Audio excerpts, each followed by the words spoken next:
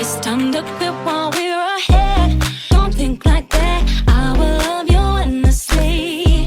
If you don't believe, don't you be like that. I will love you forever. If you don't believe in me, yeah. You could be with anyone, I could be with anyone. You're here with me, you're here with me.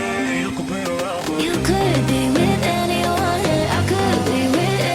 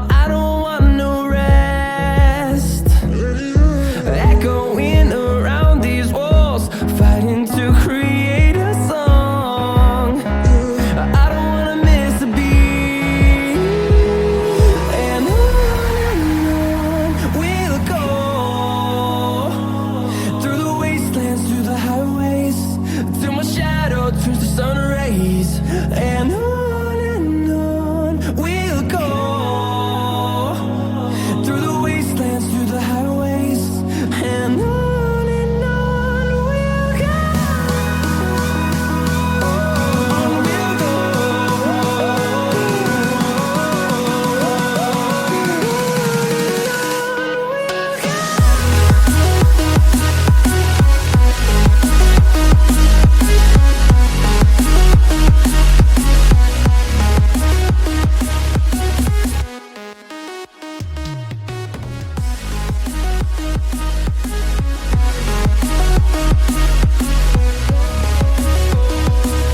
We'll grow in number, fueled by them to see the horizon, turn us to thousands. And we'll grow in number, fueled by them to see the horizon, turn us to thousands. And on we'll go through the wastelands, through the highways, till my shadow turns to sun rays, and on we'll go through the wastelands, through the highways, and on we'll go.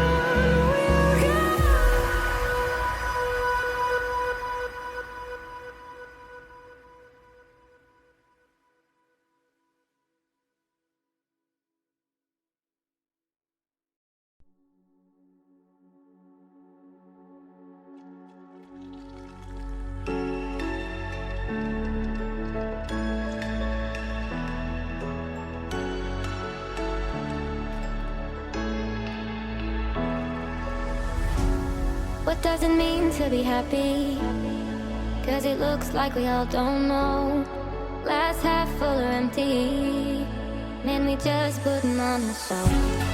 Try to look to the heavens to tell us things that we beg to know. Like what did the song mean?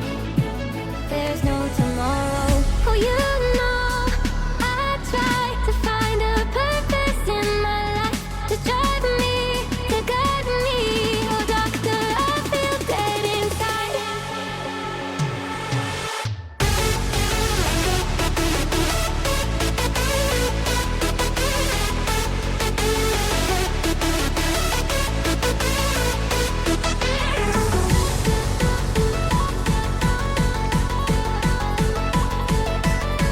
To drive me, to guide me. Oh, doctor, I feel dead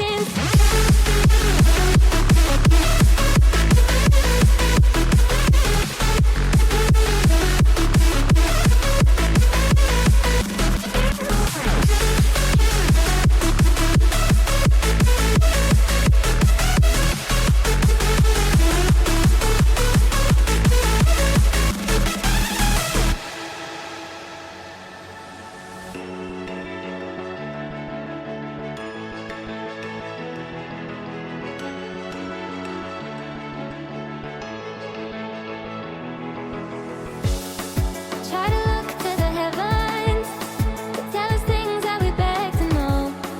Like what did the song mean? There's no tomorrow.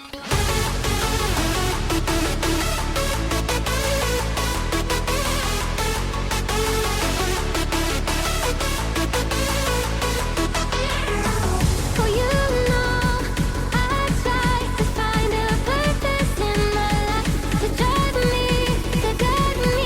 Oh, doctor, I feel dead inside.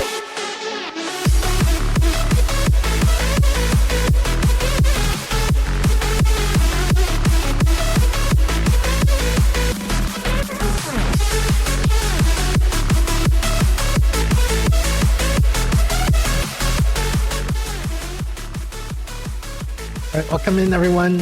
Hi 8BitVerse, how's it going? Steph doesn't seem to be online, and I'm not sure where she is. It might be... I know there was a snowstorm recently, so I don't know if she was affected by that. 8BitVerse says, hi Nabu, hey Steph, hello chat. Thought you fell asleep, how you doing today? Yeah, I'm not asleep, I'm just waiting for Steph to show up, but she's not here. So we might end up playing another game while we wait for her. But where's my VTuber, what the heck? Well, apparently I wasn't prepared. I hadn't launched Warudo.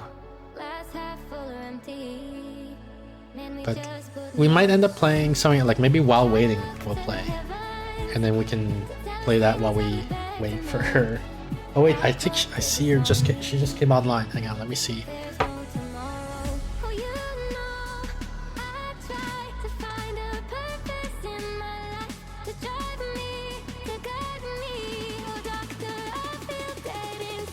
Hello? Did this work? Hello? Hello? Hello. How are you doing, Steph? Oh my god. Whatever. Discord had some updates to install. Yeah, that's why you always run Yeah. Discord like 2 hours before the stream starts in preparation. I had 11 hours of back-to-back meetings. And then I had to talk to some other lady on the phone, and then I had to talk to my mom on the phone because she dislocated her hip. I haven't had time to update Discord. I apologize. Abiver says, I got my question of the day. But he didn't actually Excellent. post what the question of the day is. Okay. How are you doing, Steph? I am slightly manic and insane from all the things. What does All doesn't of manic that. mean like happy? Not necessarily. Racing thoughts, irritable, trouble thinking clearly, fast pace of speech, impulsive behavior. Okay, Abiver says, was talking to another streamer about depression in dreams and if one's depression can go beyond a person when awake since it's in the brain, if that can transfer into the brain. An example we talked about was PTSD, but that is also trauma. But the original argument was someone with severe depression and how the brain deals with depressive during sleep and whether it can carry on to sleep.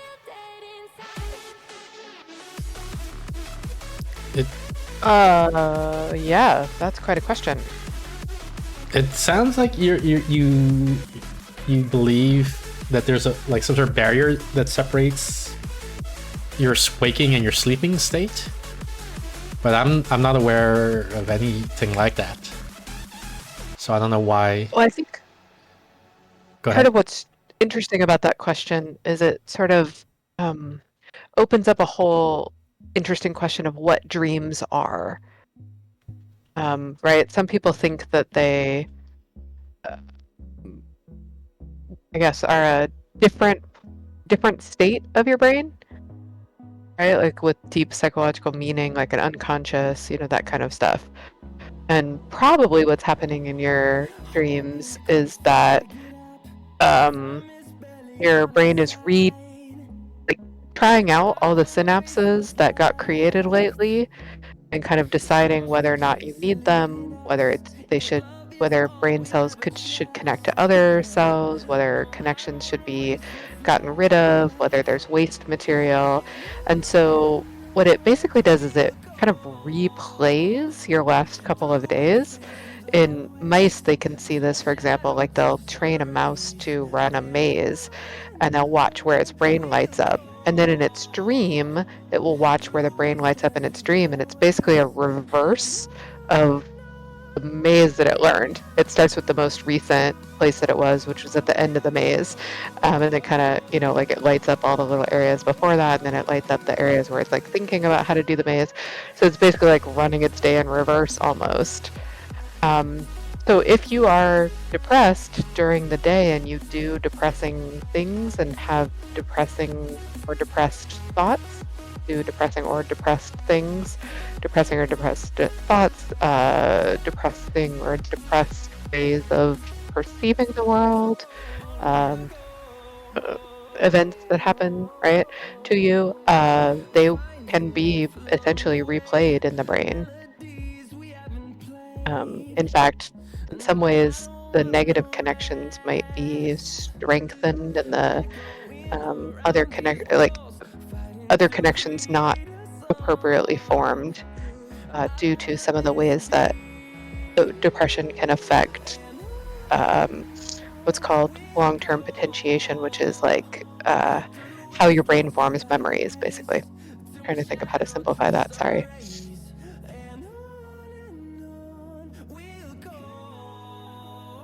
not simplify it, de-jargon it. Why not both? Sometimes people think that simplifying means that, like, I'm making it simple. And I wasn't clearly not trying to do that. I was trying to, like, he asked a really interesting, or she asked a really interesting question. And I wanted to give it a thoughtful answer, but one that wasn't full of jargon, but not a simple one. Abit says, also thinking about if someone is super anxious or super depressed and they sleep it off, one would assume that would go away, but the brain still exists even though the brain is half asleep. What stops it from carrying on? So I don't know about depression or anxiety specifically, but like if you're in a bad mood, if you're upset and you sleep it off, it is often the case that you're no longer in that bad mood the next morning. Right? Correct. Like depression, I think generally refers to something that lasts longer than moods last. Like, you know, it might last for months, years. So I wouldn't say that depression goes away the next day if you just sleep. But, you know, the particular instance of sadness that you might have, you know, due to your depression might go away the next day. Right. As for why it goes away, yeah, I'm not sure. Go ahead. Sorry.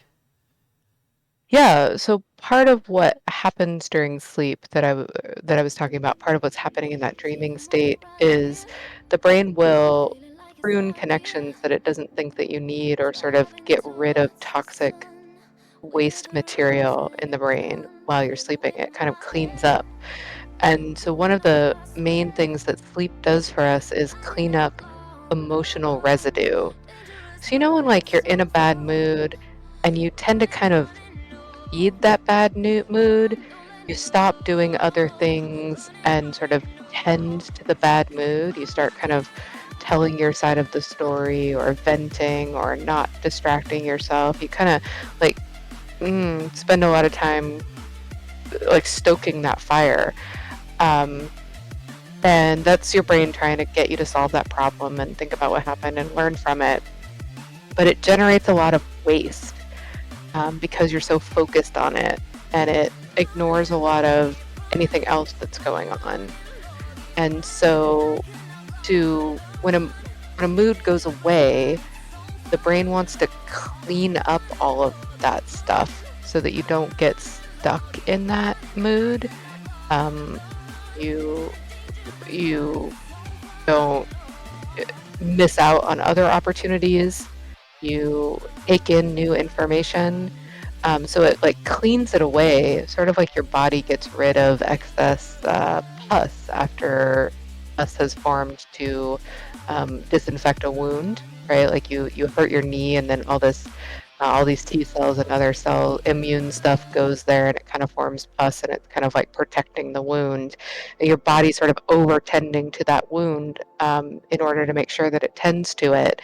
And then after that, your body has to clean up all of that stuff that it did. So the blister will depuff, and the fluid will get reabsorbed back in your body, and some of that pus gets eaten back by your body. That's what's happening during sleep for the brain, kind of. And so one of the main things sleep does is help us get rid of bad moods, emotional residue. And one of the main ways that sleep deprivation hurts us is by not doing that. One of the known effects of being chronically sleep deprived is being in a bad mood. The way you describe it sounds like there's a substance that's being moved around, like sadness is a physical thing, like a molecule that you can pick up or something. But it is a bunch of molecules, right? I don't know if it is actually. Isn't there this whole, like, you know, the serotonin model of depression is no longer mainstream or something like that? Right, but there's a whole variety of neurotransmitters, glial cells, astrocytes, other little, things that are happening in the brain. It is happening on a chemical and physical as well as electrical level. and the glial cells, like it's even probably happening on like a lymph level, and those glial cells are going in there and cleaning up all the excess chemicals that were made, So and even releasing other new chemicals as well. my understanding from, I think you recommend me this Substack person, Awais, maybe AWAIS. Yeah, ALS, And so yeah. he's the person who's like very like, the whole chemical imbalance model of depression is bunk, according to him. It is. But when you talk about like, but there are like molecules, that is literally what sadness is. That to me sounds like evidence in favor of the chemical imbalance model, or or I guess maybe what is it that he's disagreeing with, such that it's compatible with what you're saying? Sure. Okay. Great question. So, another chemical that works in our bodies when processes go awry would be like aspirin when you're in pain, right? And you can take aspirin when you're in pain.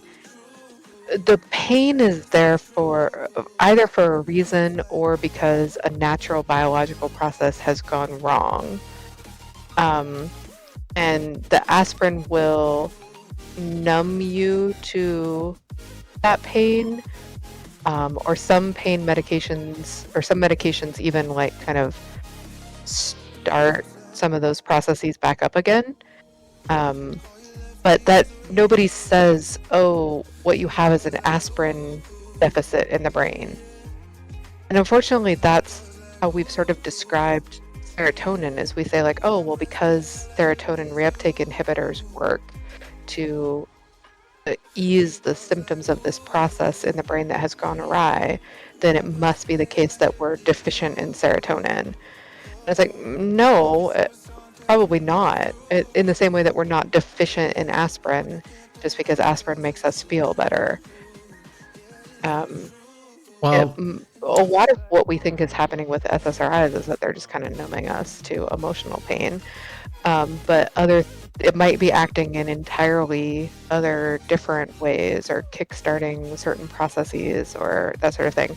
Like, the reason that the depression was caused wasn't because we're deficient in serotonin, in the same way that the reason pain is caused isn't because we're deficient in aspirin. yeah, I accept what your claim about like how the mechanism of aspirin and pain, all that, but to me it doesn't sound.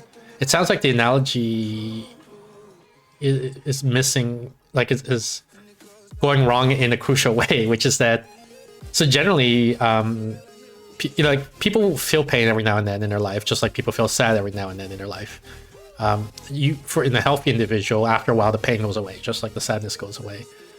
If the pain persists for like years and years, to me, it is plausible that a mechanism might be, well, you have a chemical that normally, eventually makes the pain go away, like when the tissue is repaired or whatever, but that chemical is missing in your brain, and so you have to artificially take it via aspirin, say. And then we know for sure that that's not happening with pain. Like, there's lots of chronic pain syndromes, and what's happening is not that there's a chemical missing. Well, what is happening then? Like, why are they feeling pain when they quote unquote shouldn't, like when the injury is gone or whatever? Yeah, so we're trying to figure that out, but one of the best explanations is the predictive brain theory, which is that the brain is actually getting sort of essentially stuck in predicting pain and overweighting pain signals and attending to pain signals and expecting them. And it's like releasing chemicals and unlocking illness behaviors, which are like a negative mood, a bad feeling, not wanting to go out, feelings of pain, that sort of thing, to make sure that you don't injure yourself. Like when we get the flu, we don't just get the flu, we also, all these illness behaviors get released by the body so that you don't go out and hurt yourself while you're sick. And what seems to be happening in pain syndromes, where the pain sticks around, is the brain has predicted pain and budgeted itself accordingly and started these pain behaviors in a situation where it sort of shouldn't have. Yeah, and I think I've seen like a analogous model for depression, right? Where like you're in some set There's point a predictive, yep, and exactly. then you're stuck there. Right.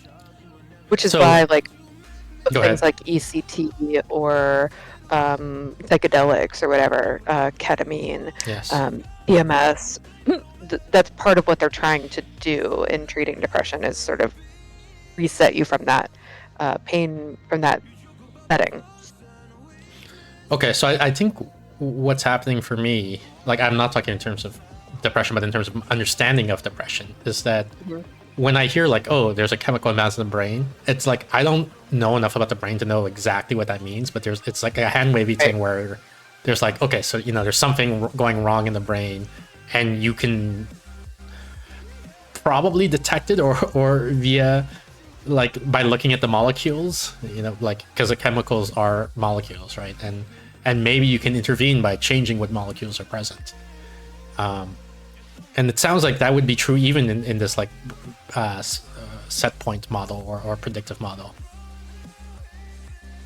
Well, so part of the reason we know the serotonin model is not accurate is that there is no correlation between the amount of serotonin you have and whether or not you have depression.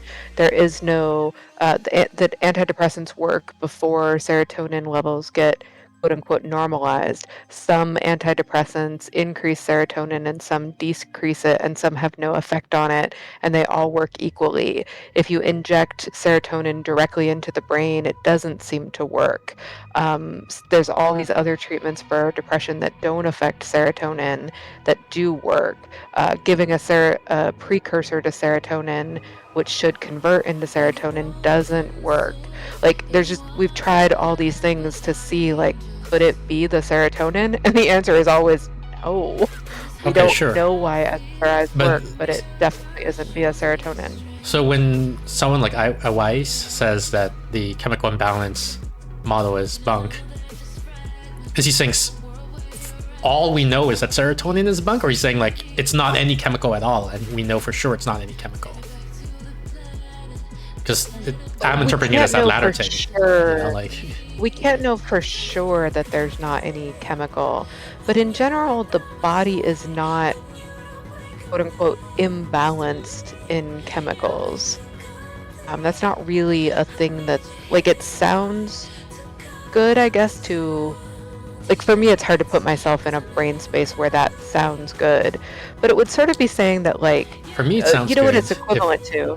Like if you want some help empathizing, like in that avoiding the Cartesian duality, right? The brain is made of molecules. If you move the molecules around, like they'll get worse or get better. So surely, at some point the molecules involved. It's like in that sense. Right, but it would be like it's quite similar to the four humors theory of health that was around in the ancient, in Roman and Greek times, right? Where there's too much black bile, too much blood, too much yellow bile, and I forget what the other one was, right? And like it seemed to make sense that you have imbalances in your yellow bile level, but that's not really a thing the body does, and it certainly doesn't cause illnesses.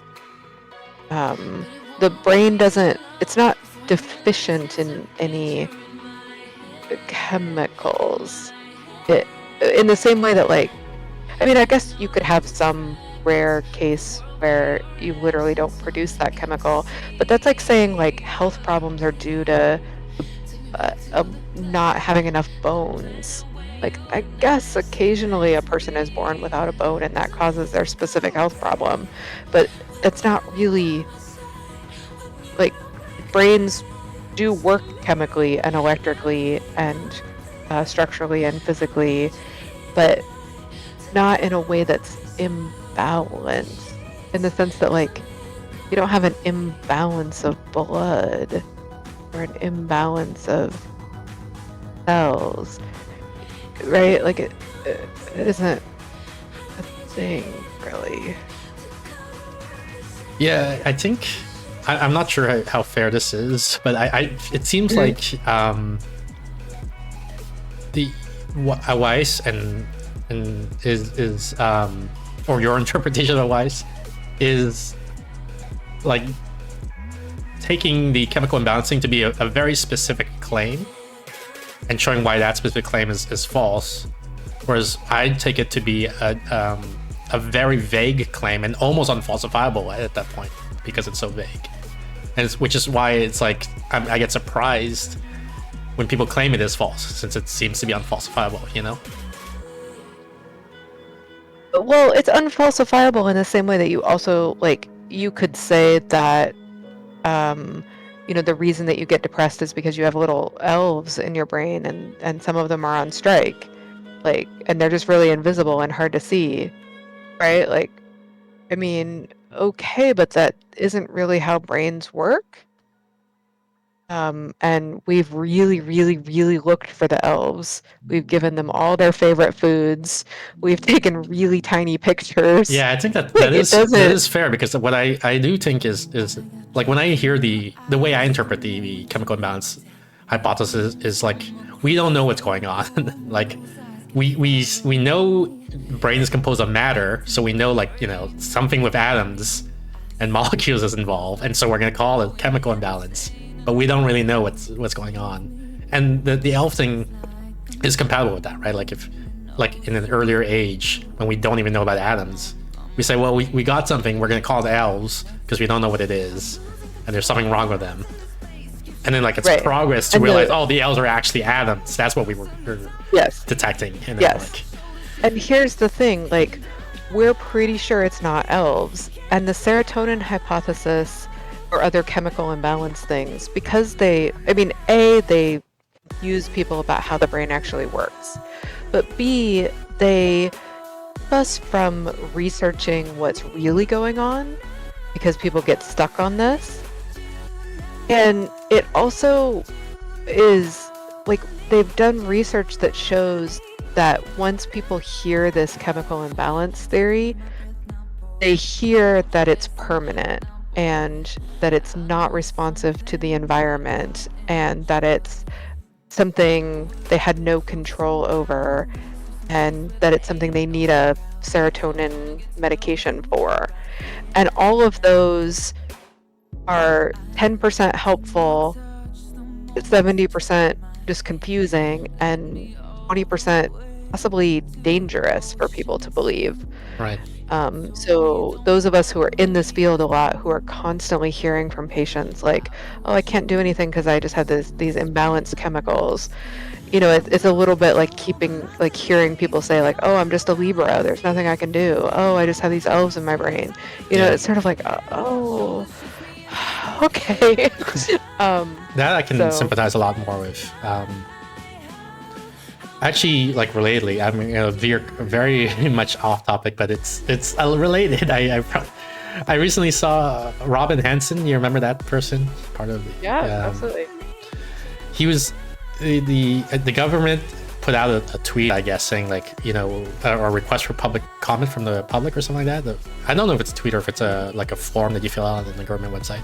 But what should we do about AI? You know, what do academics, CEOs, you know, experts recommend the U.S. government do about AI? And so Robin Hansen's recommendation was, don't do anything. Like, remove all regulation and just let private markets figure it out. And so, you know, my initial reaction is like, oh, that's crazy, right? Like, because then the AI, like, then we're really dooming ourselves to having super intelligent AI go crazy and then kill each other. But he had a longer blog post which explained that he, like, his true position is too subtle to explain to the government, and so he's trying to figure out what is the best way to get the government, like, what do you say to get the government to do the right thing rather, which might not be like tell them what to do, right? Like it might be say something else. And then It's like a meta, a 8-dimensional chess kind of thing. yeah, and also like the noble lies and things like that. Right. And so that's been in the back of my mind a lot recently,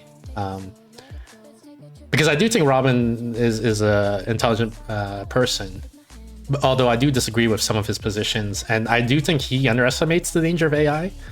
But once, like, when I saw the headline, I was like, oh, what? This is crazy. Why would he say that? And I read the body. I was like, okay, I see your argument now. Now I understand. But I'm like, now I have to think about it to see, like, is this really the best play, right? Like, right. And so that's how I'm feeling when you say, like, telling people about the chemical imbalance leads the average person, the general public, to do worse behavior than they might otherwise do. Yeah, exactly. Regardless of whether or not it's true. Yeah. Right. I think most of us doctors would be absolutely fine with simplification if it led to universally positive outcomes, even if it sort of confused people. And unfortunately, many people who are doctors or doctor adjacent, in the sense of like psychologists or therapists or stuff like that, think that's what they're doing when they further spread the serotonin hypothesis. So then it starts getting complicated. Wait, what do they think they're doing? I think they think that they're simplifying it in a way that gets people to do the right thing. Okay. So like, for example, I used to be I was trained that medication for ADHD is like giving people insulin for diabetes, right? Like, or, giving a kid with vision impairment, like glasses that he needs. Like, it's taking a chemical that his body doesn't have and giving it to him. And I definitely said that earlier in my career, thinking that it was like a useful, helpful. I knew it was a simplification, but it seemed like a good one. And I think a lot of people do that. A lot of professionals do that with the serotonin hypothesis. They tell their patients that they have a chemical imbalance, thinking that it's a helpful, useful framing. Yeah, it's very difficult. I have this anecdote from when I had the discussion with my mom, basically, and she was asking, is it safe, like, to have a magnet near her computer, her hard drive, specifically? And this, like, she very much wanted a yes or no answer, and I was trying to explain to her that, like, and whether I say yes or I say no, either way, it's going to be an oversimplification. It depends on what you mean by safe. Like, there's a definition. Like, the question is underspecified, right? Like, if you're asking, like, I have some data I want to erase because I don't want the government to see it, the answer is no. Like, waving a magnet around your hard drive is not enough to scramble it. Like, they can get it back, right? Like, if you have records of crimes or something like that. If you're saying, like, oh, I'm just gonna have some fun, waving my magnets around the hard drive and it's fine, right? Then no, like, it's not fine. You might erase some stuff. And so so it's neither yes or no. Like, there's two extremes here, and there's a spectrum. So much context of how much. It's like, say, if I don't wear my seatbelt in the car, am I gonna die? Well, it's not yes and it's not no, right? Like, I can't guarantee that you're not gonna die, but I can't guarantee that you will die either. Like, it just changes the odds around, basically. Like. Yeah. So much context. Yeah. So many nuances. So 8-Bit asked another question, but I think we spent like almost 30 minutes on some of your stuff, and Kiwi asked a new question. Yeah, so sorry, 8-Bit, but maybe next stream you can ask again, and then we'll come back to your thing. So Kiwi says, so Steph, if I might get your opinion on this issue, I already know Nebu's, but I just want yours. So there's this person, let's call him A. So A's cousin came out as LGBT. The parents kicked them out and tells the rest of the family that they joined some kind of cult. And A finds out about the truth because they get an invite to the cousin's wedding. So A has a girlfriend, but he also has some sort of gender issue and has been going to board game clubs as the opposite gender, and this other person at the club finds out and has a fit. I think there's more. I know what Q is getting at, so I don't know how much I should like intervene, or if I'm going to ruin it by guessing ahead of what Kiwi's next message will be. But I suspect Kiwi will eventually say, "Do you think A did the right thing or not?" But we're still waiting for what they did. Yeah, he didn't say yet what they did. Okay. It's just Kiwi stopped typing for a bit. Okay, I mean, while we wait for that, today's game we're playing, Steph, is called Vox Populi Germany 2025. Oh. And we are trying to win the German popular election, I think. Okay. I know very little about politics in general, and even less about politics in Germany. How's your knowledge, Steph? Oh, amazing. Amazing. I know there was some historical controversy in Germany in the past, in like the 1940s around, for example.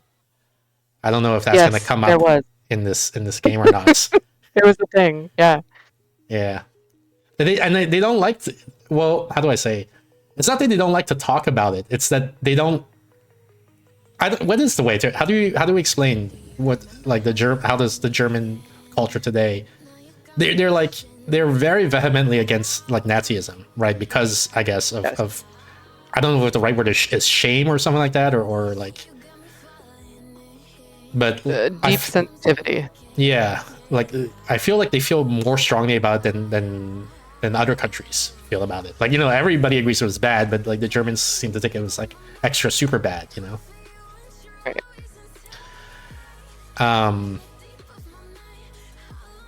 I think that's true of like recent things, right? Every period in history has had slaves and slave owners.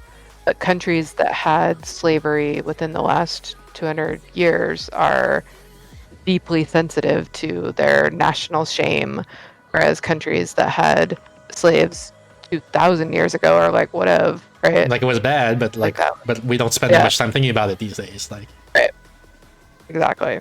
Yeah, 8-Bit says the symbolism and gestures are illegal there to this day in Germany, but they're not like in the U.S., for example, right? Like. Right. People will think you're, a bad person, you're a jerk, but it's like, freedom of expression. You're allowed to do it. Jail, yeah. Kiwi says, I'll let Nebu finish the story since he knows my question and pose it. Yeah, okay. So basically, this person A is transgender. They are in the process of figuring that out, I guess. Like, and when the story, at the time of the story, they finally decide, yes, I am transgender. They were born as male.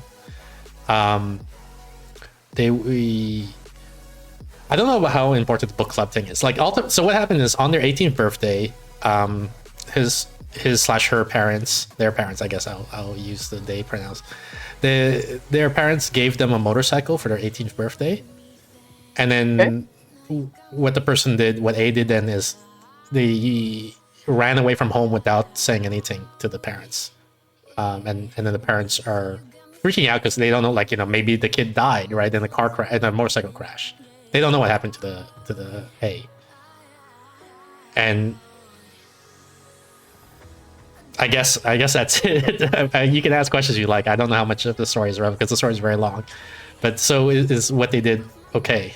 Like, or was that the right thing to do for A to do, to leave without saying anything to the parents, just run away from home like that?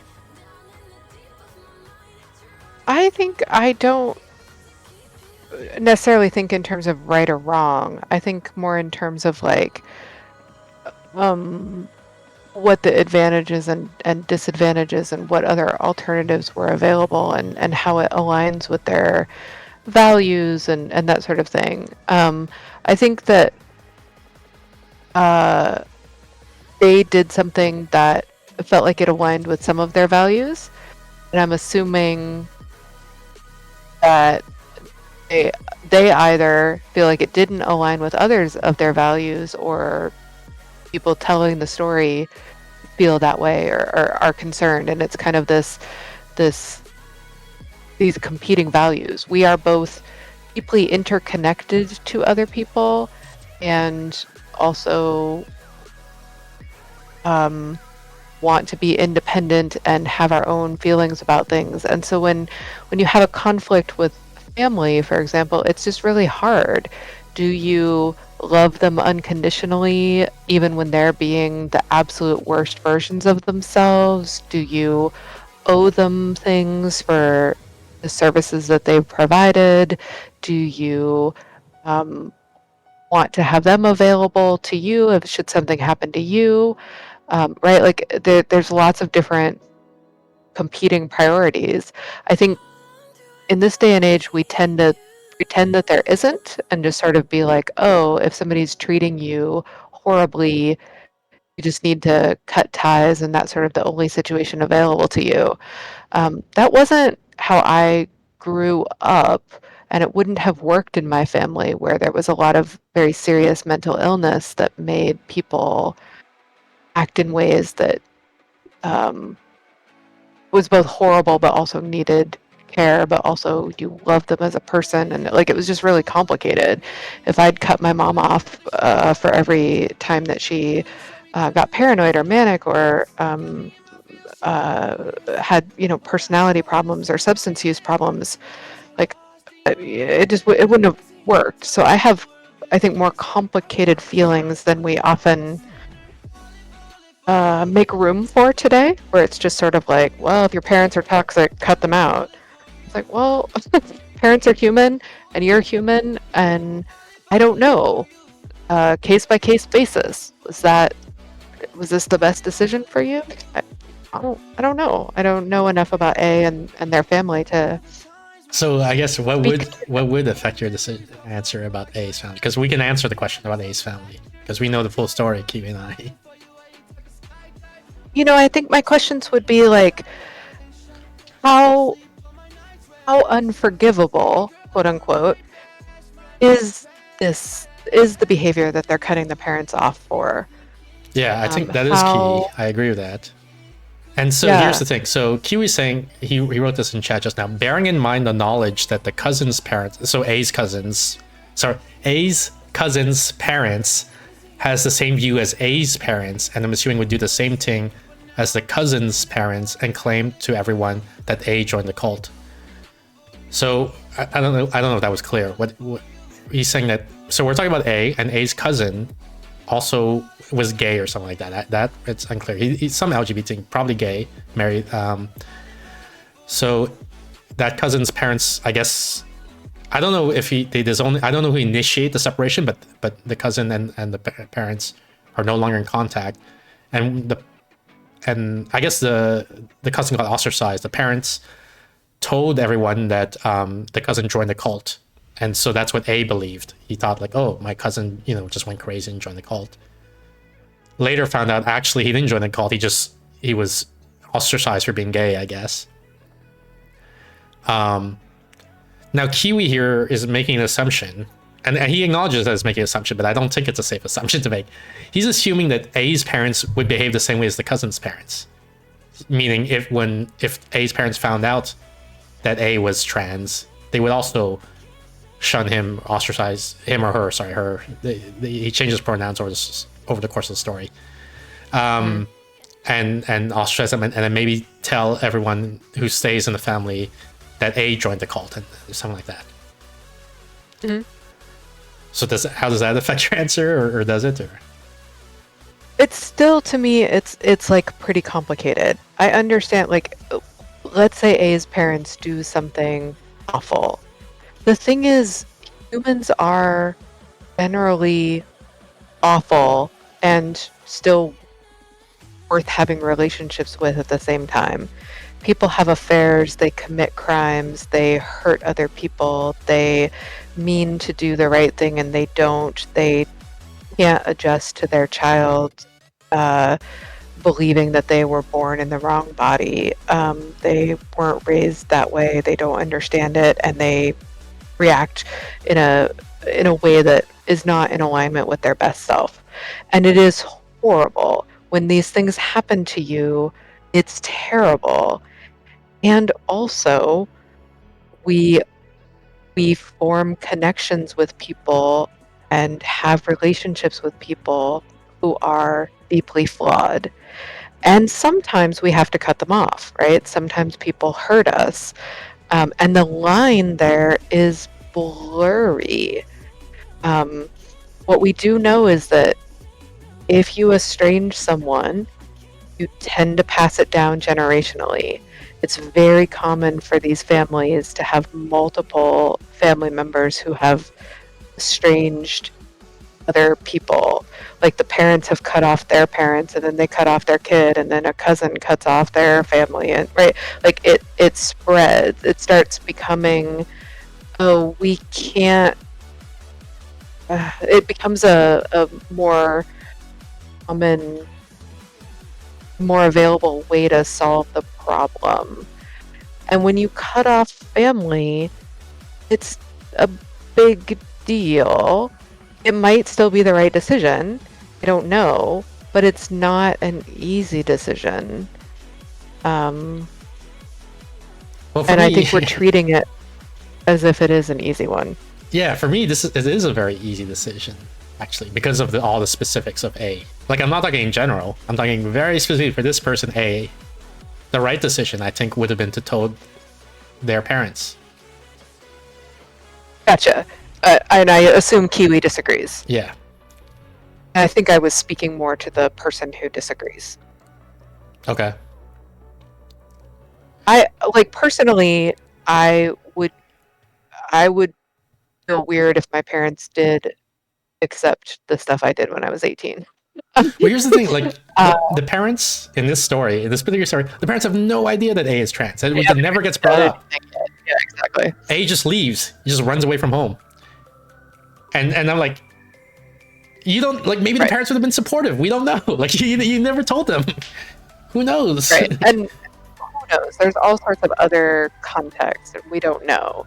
But I just think these questions are difficult to answer, and social media and other factors are making us think these issues are like black and white.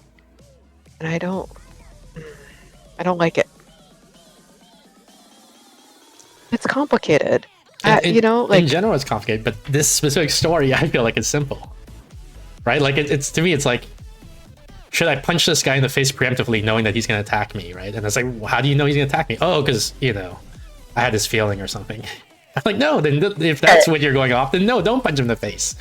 Like, right. But presumably, A has reasons to think that this is the right decision for them. Well, so this Right. it's a fictional story, right? Also, so I think it's Never mind. the I reason thought they it was a whole have, story. like, when you say they have reason, it's so that there's a conflict in the story. Oh, never mind. But Sorry, I thought it was a real story. yeah, Estrangement is becoming much more common in our society, especially among younger people. hi Louis Joe, by the they way, are welcome in.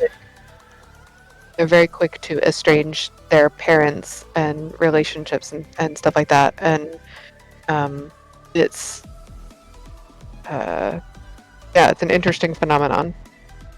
Yeah, like you say, it's very quick. What I agree with is that it's more acceptable these days. Like, like more people do it. There's the I guess subjective reality question of, like, what is the right amount to do, right? Like, are we approaching it or are we moving away? Like, did we already pass it and we should be less ready to estrange, or were we, like, too unwilling to estrange in the past and now we're getting better to the optimum by becoming more willing to estrange people? Right. What is the right level of estrangement that you should have in a population? I don't know. I think it's too high. We also, I personally think that, but I don't have good data on that. We know that people are estranging over smaller and smaller things. Which We is know what you that would they're expect when we say, like, it's becoming more acceptable. quickly. Yeah. And we know that that people who estrange tend to estrange many people in their lives. So they also are more quick to divorce. They're more quick to break up with people, to estrange their friends, to break up with toxic groups. Like it becomes either they're being abused by everyone or they've become quick to estrange. I think I feel like there's I think you hate it when I talk about neurotypicality, but I apologize. I don't know another way of expressing it. I feel like in neurotypicals, tribality or tribal thinking is very common. And so when you estrange one person, like in your family especially, like in where families forms a natural tribe boundary, everyone else's instinct is to quote unquote pick a side, right? And that's going to lead to a cascade of when you estrange one person, everyone gets estranged. Right. I was specifically meaning they do it in multiple circumstances. So not like, oh, I cut off my grandpa because he, was a pedophile, and then I also have to cut off, his wife and right, anyone else who still talks to him and all of that. That I get. But what happens is that these individuals then 2 years later are estranging from someone else in a different scenario. Okay. And then a year later, they're estranging from their former roommate. And then a year later, they've had to drop out of school because their grad program was too toxic, right? Like it's not just a cascade. It's that it becomes a common method for them to solve interpersonal problems where they think they're being mistreated. Right. Yeah, so I mean, each individual person has their own threshold, right? Of like how bad does something have to be before I start using the estrangement solution. And yes, surely there exist people for whom probably they've got it set too low for their own optimal life, right? Where they reach for that solution too quickly. This is kind of, like we've always dealt with this. When do you break up with someone, right? Like how problems happen in every relationship. So how do you decide what the optimal amount of sticking with it versus leaving? Who knows, right? When the divorce rate goes up to 40%, is that the right rate? Or is it too high? Is it too low? Yeah.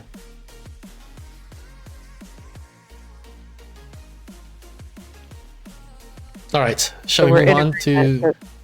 These things are generally not black or white. Shall we move on to the Except game? this particular case, which you think is white. I think it's very easy just because, for one thing, like, we don't know how the parents are going to react, right? So at least tell them, wait for them to react, and if they react badly, then you can cut them off. And the thing is, you would be no worse off, right, than just immediately cutting them off from the start. So from your perspective, worst case is you get cut off from your family. Best case is actually they're accepting, and then you don't even have to run away from home. Like, you can just live your happy LGBT life with your family. Right. Whereas if you say, well, I'm going to cut them off preemptively because I think they're going to be transphobic, just because, the cousin's parents were transphobic, it's like, oh, it's the preemptive punch guy again, right? Like, I don't know that you have enough evidence to conclude that. But anyway. A new version of Minority Report. Yeah. All right, so let's launch Vox Populi.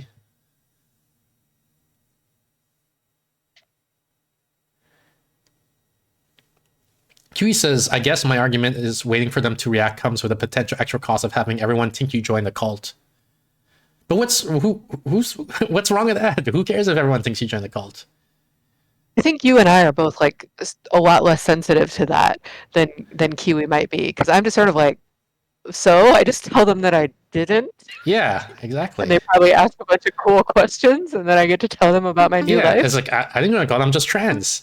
And by the way, that cousin that they told you to join the cult, he didn't join the cult either, he's just gay. Also not. Yeah. Right. And you can ask him, you can ask both of us, right? Like, you can ask him to confirm my story that I'm not lying to you. And it's like and you want to hang out easy solved, yeah. Yeah.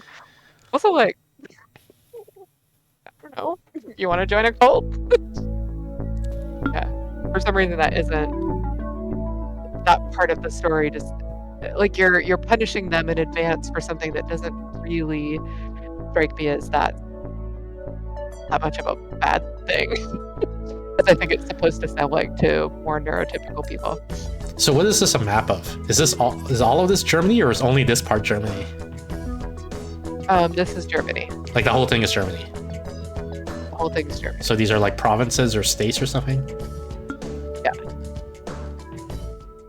Trying to adjust the music volume here a bit. Q says this is a map of Germany. All right, glad we got that established. Let's do tutorial. Hey. It's character selection. I guess it's basically pick your gender. Should we be the guy or the girl? Ooh, wait, what do you think holds better with the German public? This guy or this person? This woman? This man or this woman? Which one's the man and which one's the woman? To me, this one is obviously the man and this one is obviously the woman. But Why does the woman have abs? she has breasts. Oh, is that what those are supposed to be? I think so. Oh, okay. I like the buff woman. All right. Well, their default name is Ursula Schmidt. 8-Bit asked us to rename them to Harmony, but I don't know if I can do that. Political color? Blue? Is that good?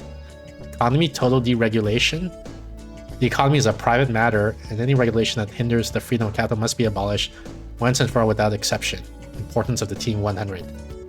Okay, so actually they have a preset personality. It's not like this is us and we just choose what we want, right? It's the preconceived characters. This character is pre-existing. Yeah, billionaire. This character, obvious wealth is not to everyone's taste, but it does have its advantage. Target speech, the upper class plus 3%. Daily political points plus 6. Political classification right. This character is on the right of the political spectrum. Can we look at the other character just in case? Sure.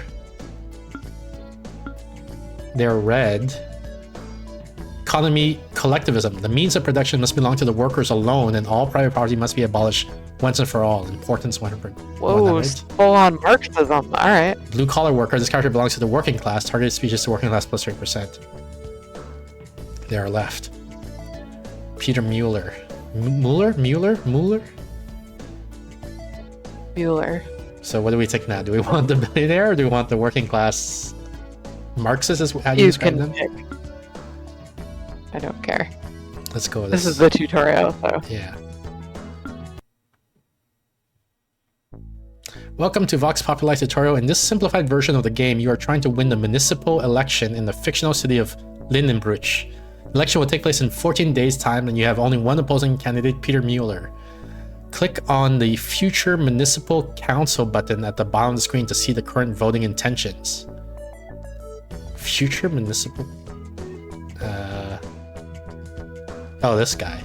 Voting intentions, okay.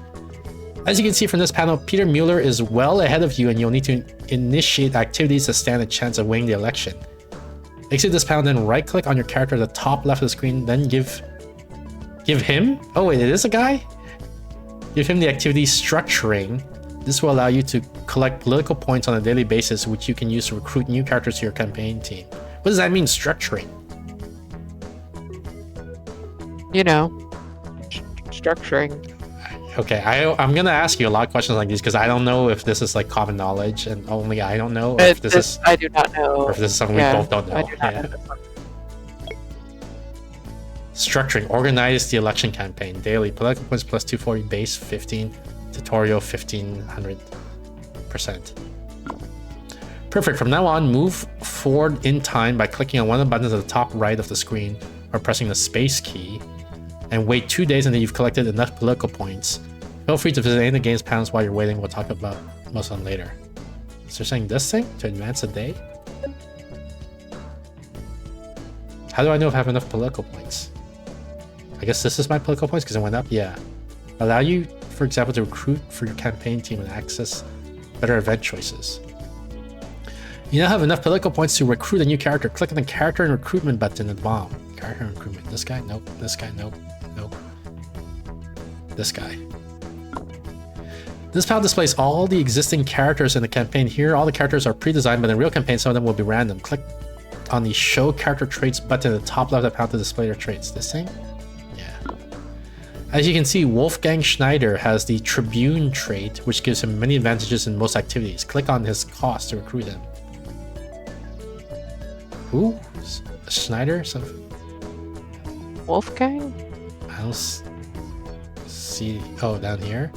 There he is. What am I supposed to see? He was like, as you can see, and then Click like on blah his blah blah blah point. blah. And I'm Yeah. like, wait, what am I trying to see? Oh, Tribune, that's it. All Tribune activities 30%. Debate card, lyrical flight, rhetorical device, bonus for some cards. This character knows how to harangue crowds and use rhetoric to promote political idea. What does harangue mean? I thought it meant like harass, but that doesn't Lecture. from Yeah. context it doesn't sound right. Lecture the crowds? Like, yeah, like a harassing lecture. But they're phrasing it as if this is a good thing that he can do this. That's good, yeah. Okay. Their English seems German inflected. Wolfgang Schneider is now part of your campaign team. His oratorical talent would be useful in the field. Leave. This reminds me. What was I trying to? I just saw a meme. Hang on. Let me get my Paint program up because seeing the word oratorical reminds me of this. Let me use this. No, it didn't work. Can I increase the font size? Come on.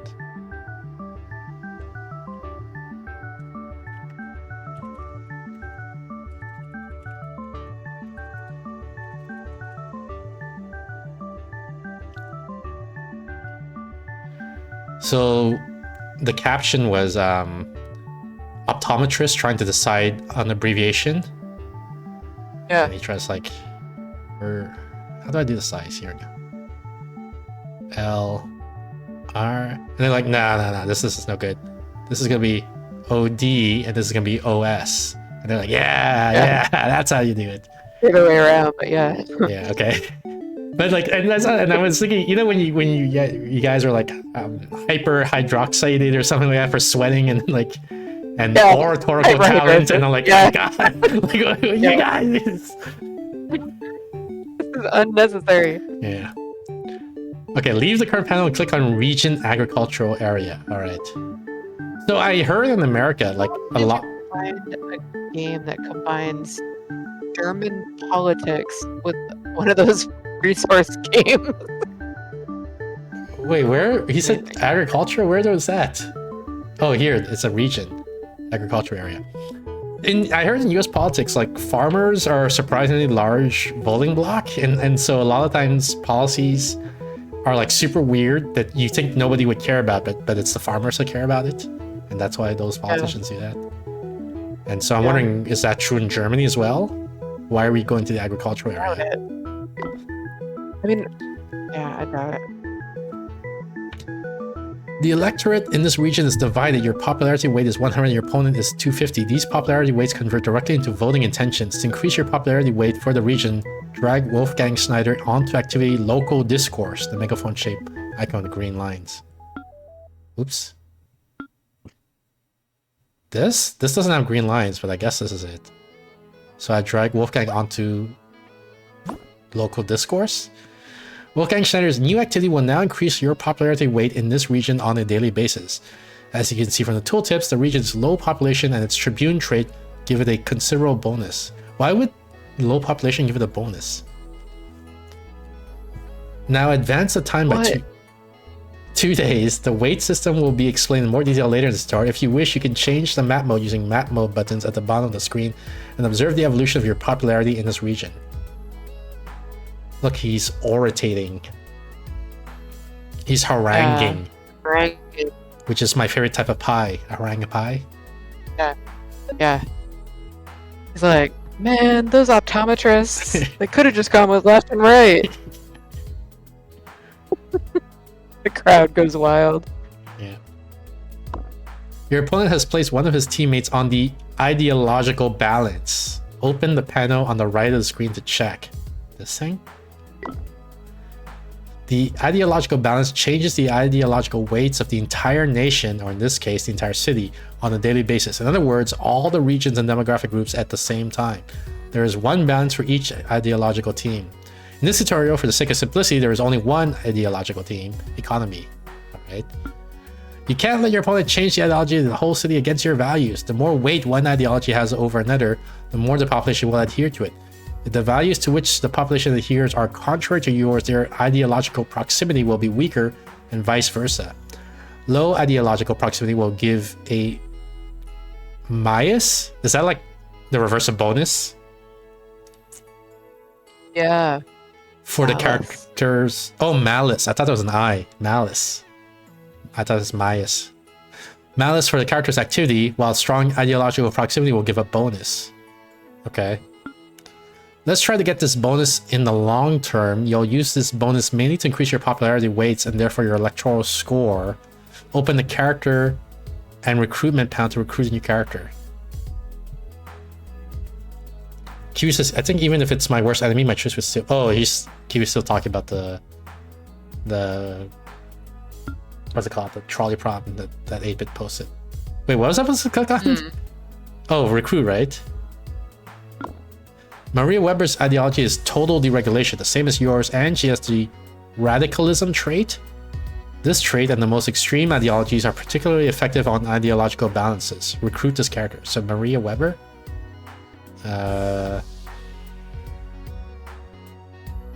This person? Perfect. Now drag your new team member onto the ideological balance. Okay.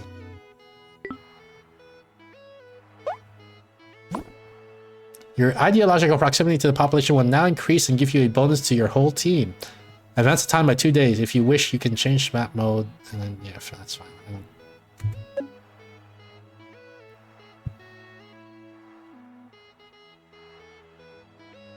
Tip towards total deregulation. Isn't that bad? Isn't that what I not want?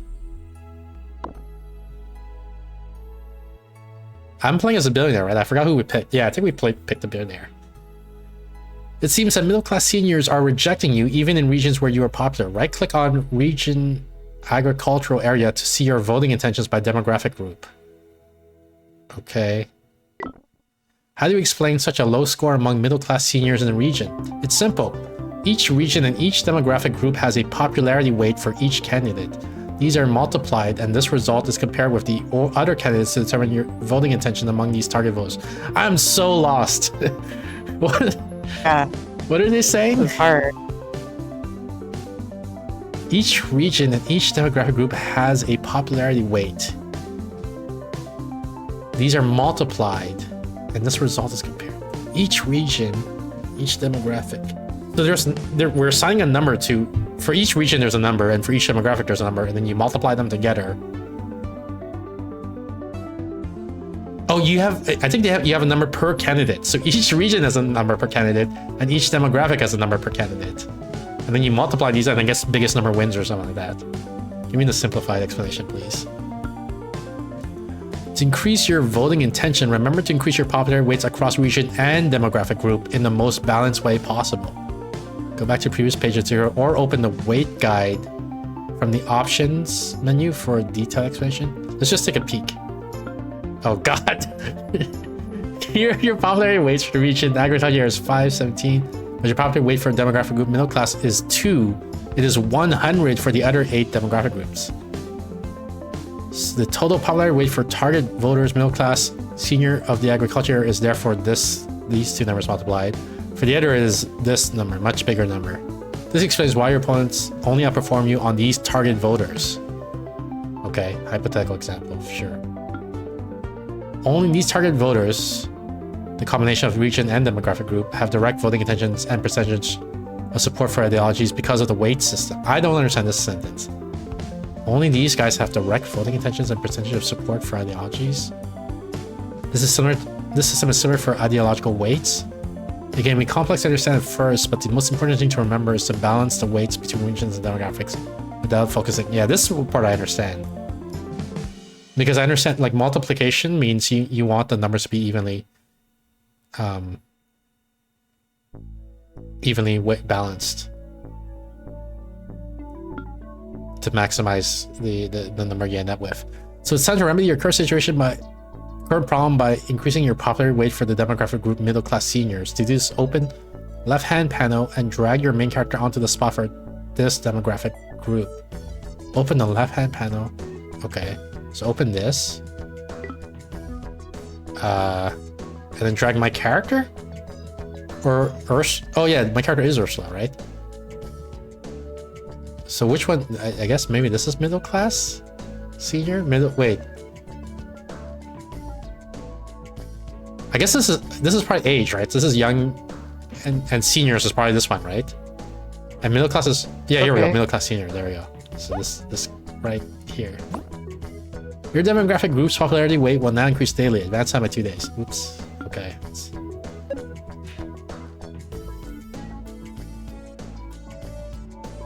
This is also sort of referencing another meme that's popular about how European board games are extremely complicated, you know, like compared to like Candyland or Snakes and Ladders. You're under attack in region East Town. Click on the region to see what's happening there. If you wish, you can also change the map mode to opponent's attack to see how attacks against you are displayed on the map. East Town? It said I can change the map somehow? Laws and referendums, debate cards, guides and options. Map mode, here we go. Attacks? Present character, leading candidate, opponent attacks. Well, it's red, I guess, so I guess that means that's being attacked there. Your opponent has gone there personally to make speeches against you and to lower your popularity weight in that region. This activity is generally too effective to be countered by activity local discourse. However, there are ways of saving your voting intentions. Here, let's use the Scorched Earth strategy. Lower your opponent's popularity weight to prevent him from getting the upper hand in this region. Drag Wolfgang Schneider onto activity local apostrophes? What does that mean? What is a local apostrophe? Steph, help me out. No idea. I have no idea. Schneider, right? I'm supposed to do? Focus the speech against an opposing campaign team and their ideas in the region. Okay. Choice of candidate, I guess this guy. The two characters in this region now suffer a presence malus for their activities, which are still effective. It will now be more difficult for your opponent to take advantage of your drop in popularity weight, as these weights are relative values between candidates. The important thing is to try to have more than your opponents, not as many as possible. When a candidate takes the lead in the polls, he is usually the target of his opponents, and these attacks become habitual. Alright, oops. I keep clicking it previous because I keep acting like that's the okay, I got it, let's keep going button. But it's the go back a step, I didn't understand button. Your ideological proximity to all the target voters in the city have improved thanks to Maria Weber's activity. It is time to make most of this bonus now as the election approaches. Region West Town is still too profitable for your opponent. Place Maria Weber on the local apostrophes activity for that region by drawing her from his play. I think the pronouns are inconsistent because didn't they use her. Drag her from his place. This pronoun refers to the same person as this pronoun, right? Surely. Right. On your campaign team at the top. So I want to do West Town local apostrophes. I guess it's West Town probably. This is local apostrophes. And Maria Weber is here. Perfect. As you only have one opponent here, an attack on this adversary's weights will be more effective than increasing yours. Wait 2 days. Alright.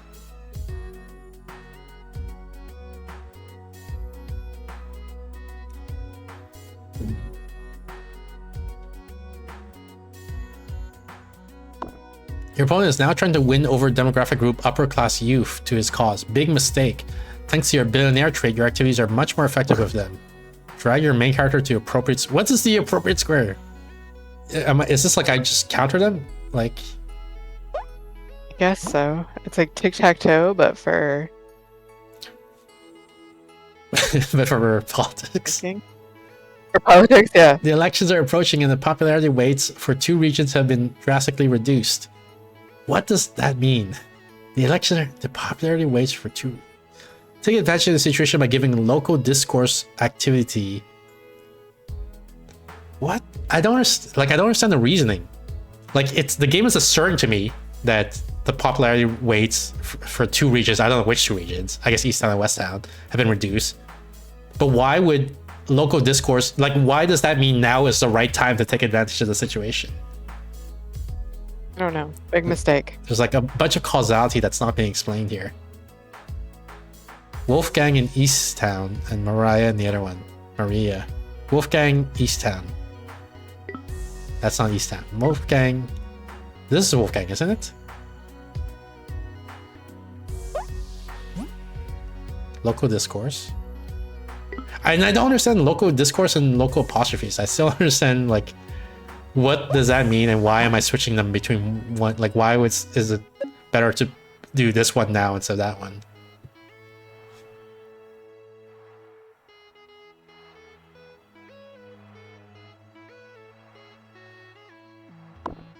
Your opponent proposed a televised debate.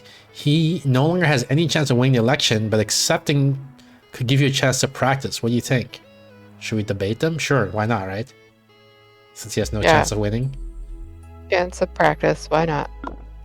This is a simplified version of the televised debate with just 1 round, 5 turns, and 5 cards. These debates pit you against 1 or more opponents, and winning them gives you advantages over the general campaign, okay? The aim of these debates is to build the best combination of structures on top of each other while damaging your opponent's structures.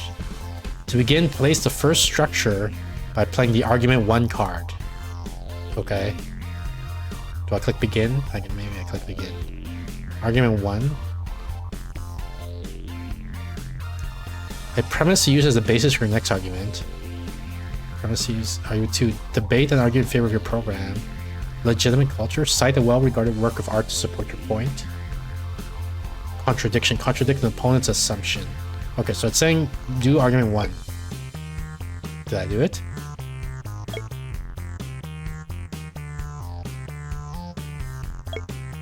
Play this card. Yeah, play it.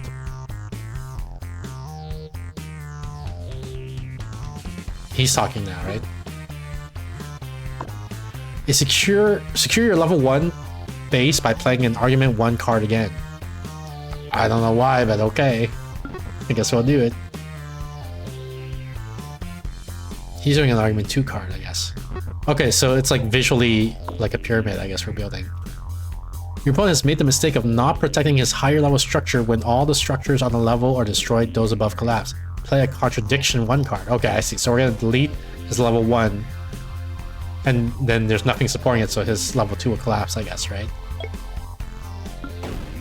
Okay. Yeah, so now he has to restart from scratch and build a new argument, level 1 argument. You can now consider building higher level structures. When a level is not well protected by a lower level, opponents tend to attack you. Play an argument 2 card. Alright. This is the tutorial. Yeah, we're learning how to debate. Divergent sources? I mean, this whole game is the tutorial. Yeah. Your opponent has weakened your structures. When structures are weakened, they are twice as vulnerable to attack. Your level 1 and higher structures are now in danger of collapsing at the slightest contradiction. Play the legitimate culture card to solidify your structure. This is made possible by the current audience, upper class of your debate. If the audience is upper class, all structures... How do I know what the demographics of my audience is? This program is mainly watched by upper class seniors. This program is mainly watched by upper class... Okay, so I guess they're upper class, so I guess it's fine.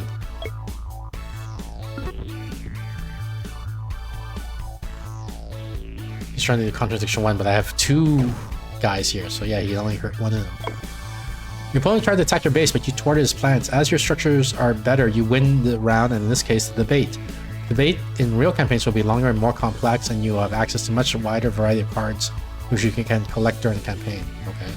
Conclude. Outcome of debate. The debate resulted in your victory according to the majority of political commentators. Perfect. On this day, you win the municipal elections hands down. Now you're ready for the national elections. This will contain many new elements for you to discover. This tutorial is only showing you a tiny part of the game. In a real campaign, We finish the tutorial achievement. In the real campaign, you also come across events that haven't taken place here. If you ever in doubt about which choice to make, remember that positive consequences for you are generally shown in green, and negative consequences in red, and neutral are in yellow. You'll learn more about the concepts in the game system as you play. All right. Well, that's it. That's the tutorial. So we are now prepared to be politicians in Germany, right, Steph?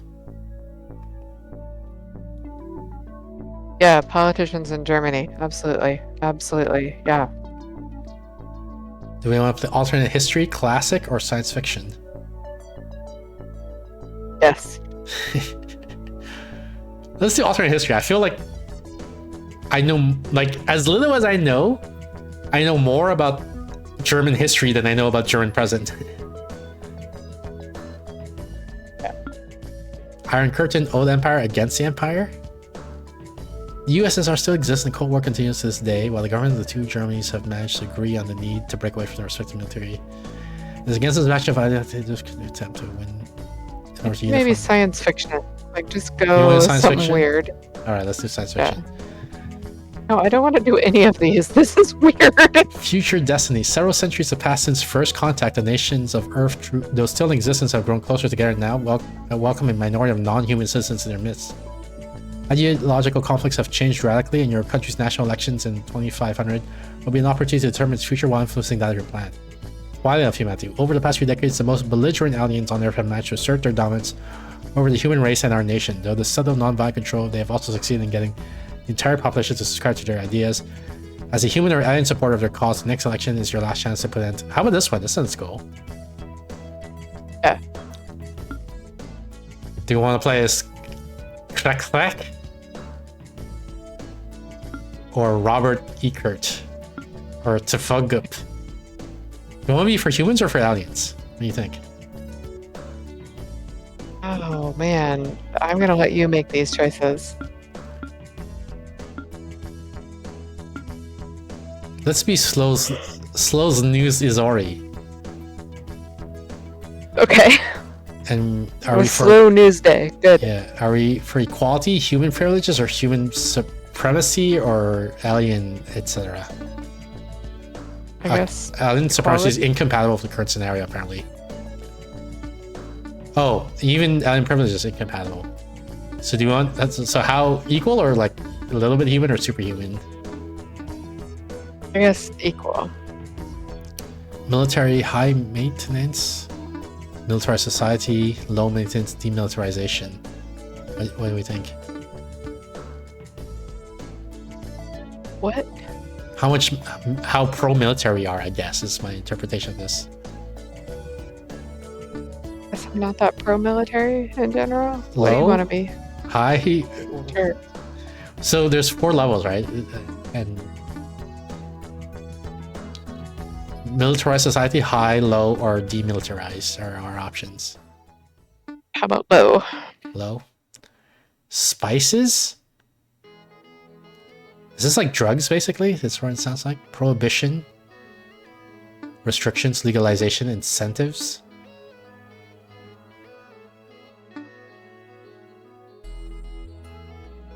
How do we feel about spices?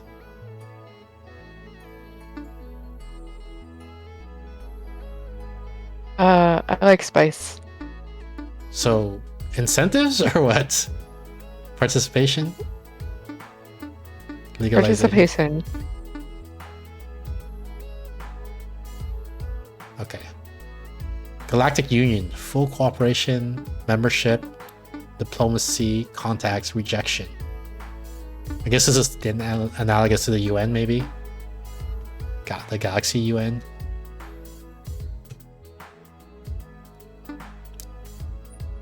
How we feel about that?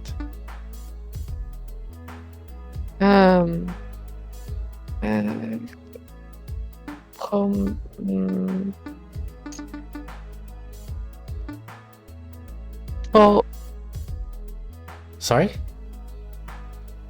I'm trying to read them. Diplomacy is good. What else?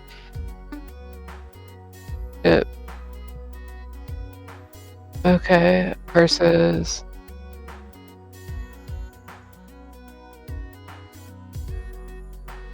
Yeah, one of those 3 options.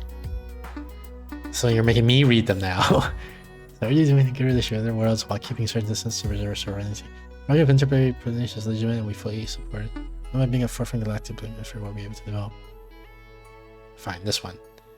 Expansions. Status quo. Looking elsewhere for what we can already find here would be a waste of resources and drain on our economy. Exploration. The industrial and scientific progress that space missions can bring us makes public funding essential. Outposts. Our political foothold in the vastness that surrounds us must be encouraged and consolidated as much as necessary. Colonialism. We'll extend our established power to the solar system and then to the galaxy. So what do you think? That second one. Exploration? Yeah. Okay, where are these buttons?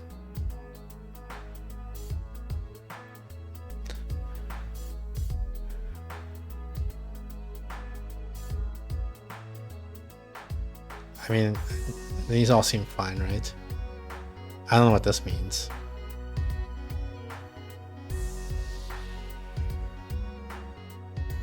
These are, I think, just informational. Yeah. Like, I can't pick them or anything like that. Alright, let's go. Oh, it says difficult. Is it because of who we are that made it difficult? Probably. Over the past few decades, the most belligerent lands on Earth have managed to assert their dominance over the human race and our nation. Through the subtle, non-violent control, they have also succeeded in getting the entire population to subscribe to their ideas. As a human rights supporter, we're equality supporter, right? Yeah. The next election is your last chance. Okay. You start with minor candidate trait. Oh, that's probably why it's difficult, because we're a minor candidate. Okay, they just throw me in the deep end. What do I do now? I have no clue what I'm supposed to be doing. I think you wait until you get enough points to. I had to add do more people to structuring the for that, right? Like, you don't just get points Oh, right. for doing nothing. Right. Do structuring. Organize the election campaign. Political points, minors, rhetorical studies. Research and provide the campaign team with useful cards for future debates. Debate preparation. Organize and prepare for a televised debate between this character and a designated political opponent. All right, I guess we have structure. Wait, so if we want to hire someone, we need political points. We have 270 already. Yep. How do we know who's a good person to hire? Does it matter? I guess we want someone who's ideologically close to us, maybe? I guess. I mean, that's what I would do in real life. But I don't know what we also, do in this game. We can afford. Yeah. This first 88, and they're all one for. We can afford them. Cool. Should we do it? Sure. Okay. I've been meaning to get Gudrun Nowak on our team. Oh, these are our opponents, I think. Maybe. Oh, this is also green. Okay, so we need to save it for 256 or 252 points to recruit Sonja. All right, let's. Well, should she be doing something? Can she structure also? Rhetoric points. Send away Fire's Guard. No, we don't. Okay, let's both structure then, I guess. And then I'm watching this, and I want to see this get to 252, right? And then we can hire the other person. Yeah. What's this? I think this is faster, basically. I think we're reading. Yeah, we're structuring. What Yeah, is this? that's a Oh, thing. retort points. You can use retort points to purchase new debate cards. Oh, wait, we got it. 252. Rhetoric? Rhetoric? I just realized, I think we can sort by doing this. Yeah, sort by ideological proximity. Sonja happens to be the most ideological proximate person to us. Alright, so we got our people now. Now, what do we do? And we win. Is this voting intentions of Slodgkosh?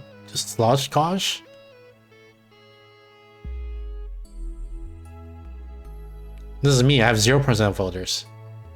Okay, so how do we fix Yeah, that? nobody's voting for it. Local discourse, maybe? Local popularity weight. Oh, Sure. wait, how do I see... Wait, there's a matrix, right? How do I see what...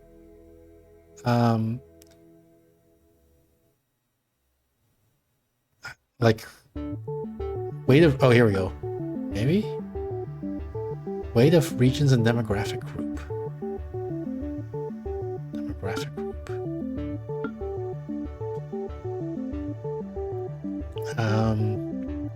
I want to see where I'm weakest at, right? So I can figure out where to focus my...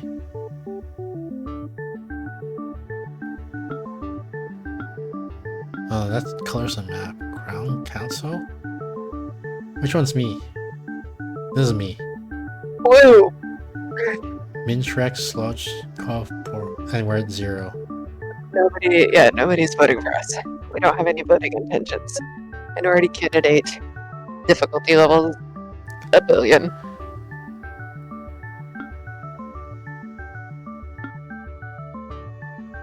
But, okay, hang on. I guess...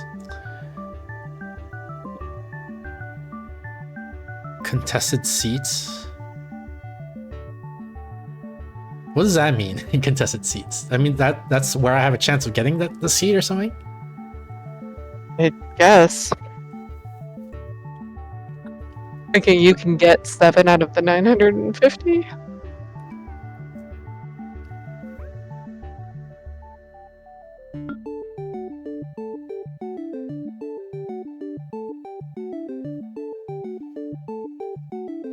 I really don't know what to do here.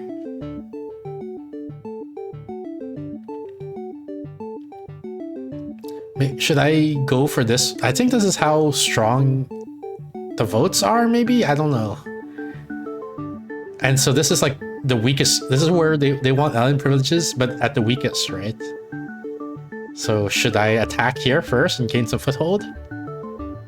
Yeah, let's gain some foothold. Berlin domain, where's that?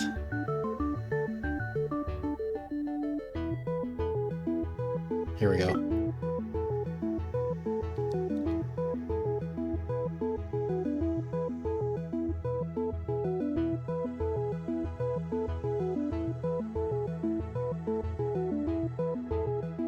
And I guess I start promoting things here. I don't know what's happening. Should I just like have people promoting me in different regions, maybe, and then? Yeah, let's try that. See what happens. So Bremen Why and Franconia, maybe. Bremen was around here, yeah. So let's. And where's Franconia?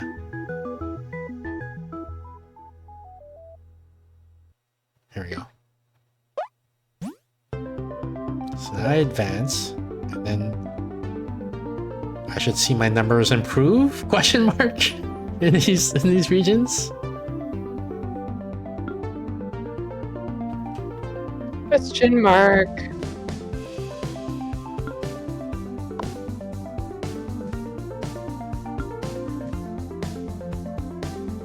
What does this icon mean? Is this who they're voting for? I think so.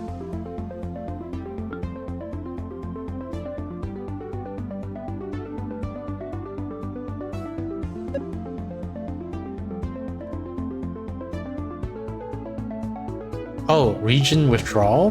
The population of small Bavaria has largely turned its back on the election due to the worsening of internal problems that were not sufficiently addressed during the campaign. What does that mean? That means they're not going to vote? I guess. So don't waste any resources convincing them, I guess? I don't understand this game, so sure.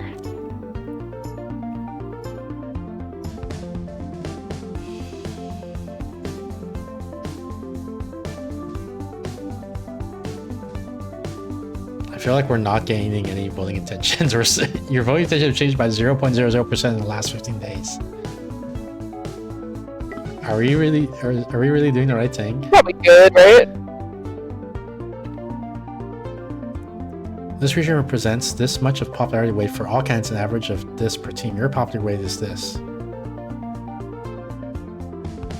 302. Is it going up at least? Yeah, it is going up. Okay, we're getting more popular. Keep talking.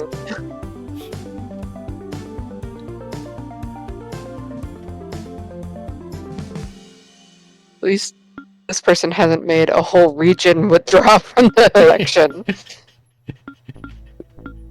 It seemed bad politically. National target voters.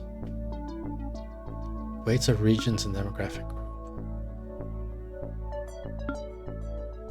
Voting intentions. So at 0 ideologies.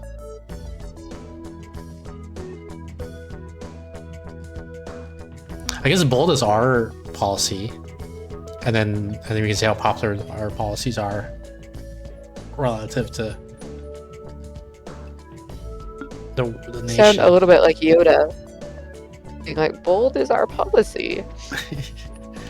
I said, I guess bold is our policy. Yeah, okay, yeah. I see what you're saying. Yeah. I heard about This is why we're not winning any elections. Bill of Rights. The defense of equality among sentient species has once again been the subject of a new charter adopted by the Galactic Union, which intends to export these principles to the entire diplomatic community. If I say a common sense measure, we say equality, Galactic Union membership. Oh, that's what they were talking about when they said green is good and red is bad for us. So we should say this one, right? Because it has the most greens in it. Yeah. That was easy. What the heck is this? It's flags. Are you winning, census? I don't know what's happening. I don't understand No one politics. So I don't know what's I guess. But we're pro spices. Oh look, we got 0.01% increase in votes. Oh, that's amazing. We need that We GIF. changed one guy's Hang on. This is the perfect time to use this new feature I just implemented. GIF Bernie Sanders. It's happening. Is that? No, it was Ron Paul, right? Ron Paul. It's happening. The GIF. Oh, I didn't do that one. What the heck? You know, there's a meme GIF, right, where with Ron Paul that Reddit used to post over and over, where it's happening when it looked like he was gonna win or something, or I mean, he was gaining votes. I see. But it didn't work. Successful prospecting. A public industrial corporation has recently discovered a natural reserve of spice on a virgin plant near Earth. Many merchants and economists are urging the government to seize the opportunity. Okay, so I mean, if I just look at greens and reds, this is better, right? We must seize it. Yeah.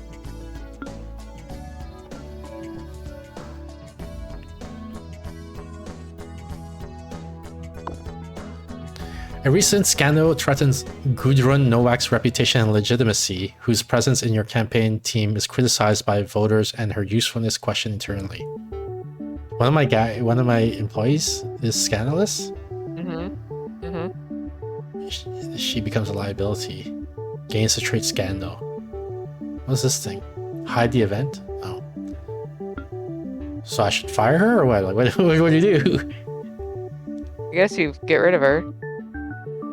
Okay, but Now then she's costing us points, and we might lose that one voter we recruited. we could go for Ubrov. He's Yeah, I ideologically like close. Ubram. Okay, but we need more Yeah. points then. So we need her to do, what is it? To structure? Because we need to get more, we need 300-ish points to hire that guy.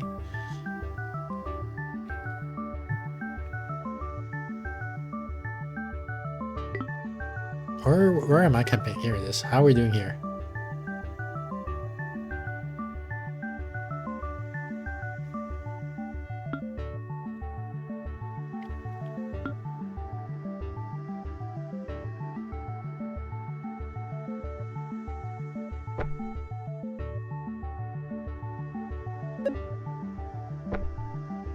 These are our candidates, right? So this is like who they're voting for.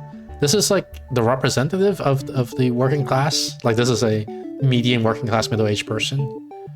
And they're voting for this person, I guess. This is how many of them they are. Yep. I don't know what this percentage is. It's 0 The everywhere. number that are voting for us. I Oh, think. that's us? Okay, I see. Yes, that adds up. Yep. Corruption everywhere. Sounds about right. That sounds right. Well, I mean, we convinced that one guy. Yeah, but it's like we only show one like significant digit, right? So Yeah. I mean, it's rough. I'm not saying we're gonna win, but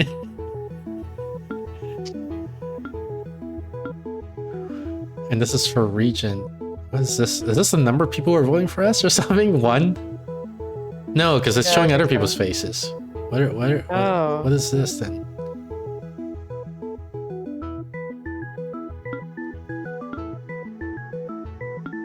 Yeah, could you imagine getting fired from a campaign? Where you have one person voting for us? And it's rough. These are the candidates. This is who they're voting for, I guess. Okay.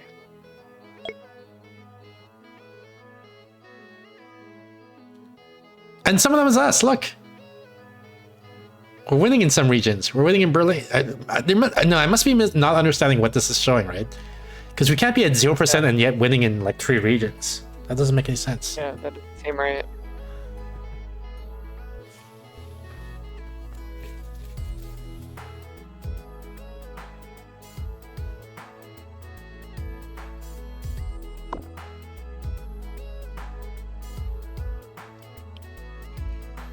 Oh, we have enough points to hire the guy.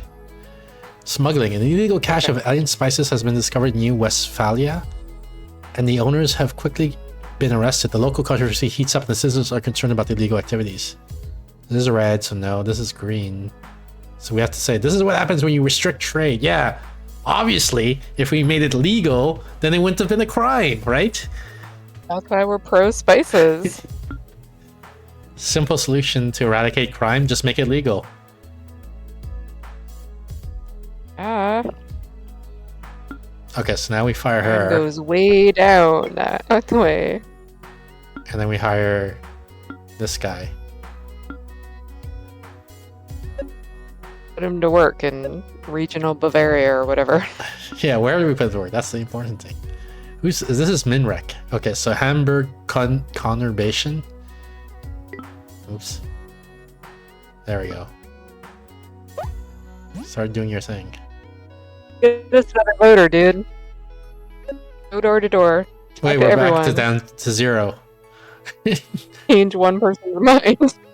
Damn it! They changed the one person who was already voting for us. Universal Convention. The Galactic Union is sending its ambassador to the known worlds to present a proposal for the signing of a major new treaty in favor of universal peace and the condemnation of all. I mean, that sounds good, right? Universal peace and no conflict? That sounds good. Pathetic. Let's sign it. Yeah, let's support the initiative. Yeah. Gotta have made us more popular. Oh shoot, are we supposed to be doing something here? I didn't really understand this Probably. part. Community tips towards alien privileges and supremacy. No, I need to say them not alien supremacy, right? Right. That's the whole, like, that's the core objective of this scenario, I think.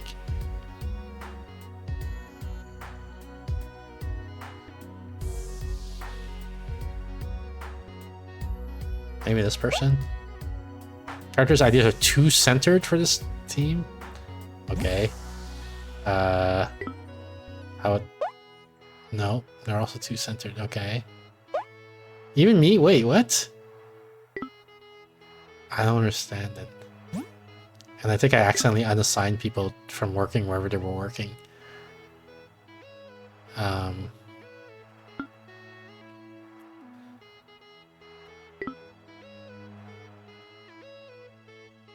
Is this game supposed to be like educational?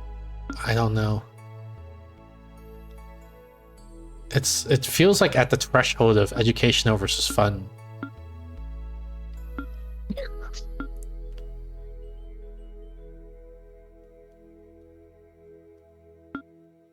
It's like a terrible word to use in a review of a video game. It was like educational.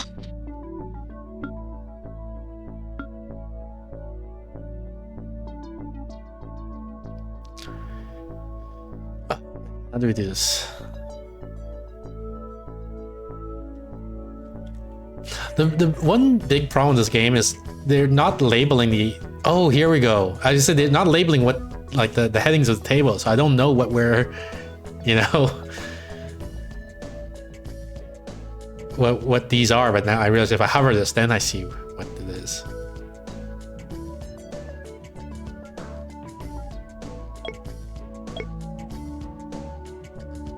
I love that you feel like that's the one problem with this game. These damn tables. Well, because you can't make an educated choice if you don't know what the labels are of the tables. Okay, let's go. Let's focus on this, and then I need to figure out I'm which not suggesting region. it's not a flaw. Present character, attack, average weights.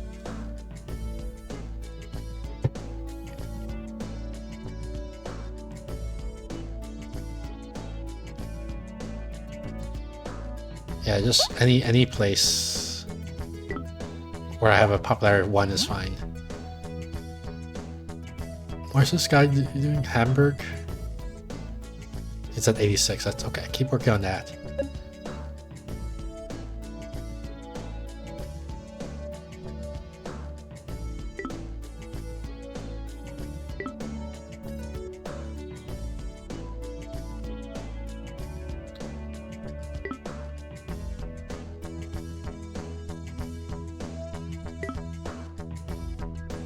Move here. Military marches. Many of our nation's mercenary citizens have recently settled on the uninhabited world near our planets and are attempting to establish diplomatic contact to gain official recognition for their colonies. Apparently we want to say this one. Civilians should play this role? Okay.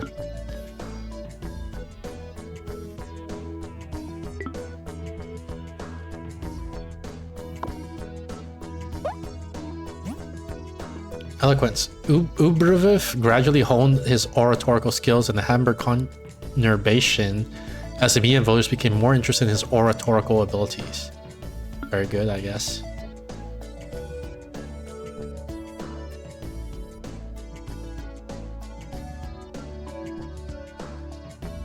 Yeah, let's get... Oh no, there's somebody already there in Great Saxony.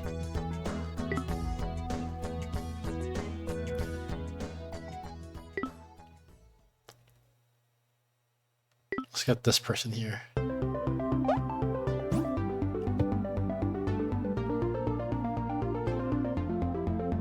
Where's Urbrev? The Fats? While Urbrev's refusal to compromise ideologically makes his discourse relatively inaudible to his political opponents, it allows him to present a coherent thought process and program to the electorate. Studies are spread faster. Probity? What does probity mean? Must be courage.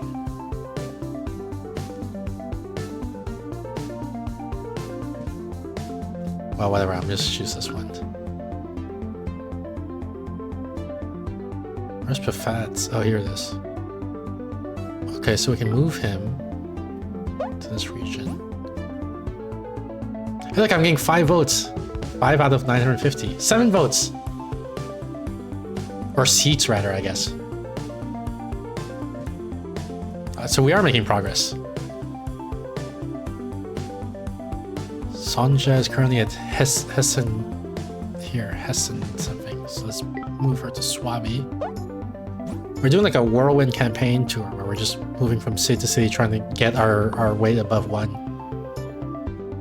So it just all stands out for the originality of her discourse, constantly seeking to innovate in the political debate at the risk of making herself inaudible. This is a good thing. Gains the trait tribune. Marginality. Rhetorical device. No consequences.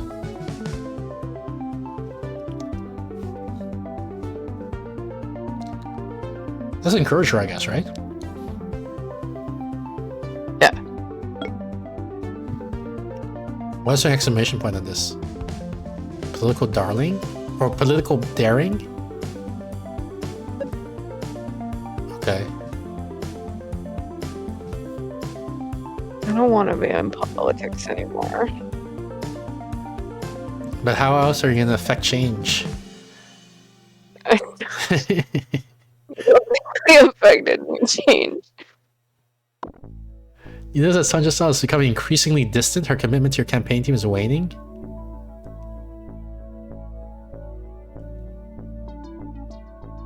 Out. I guess we should open dialogue. Yeah.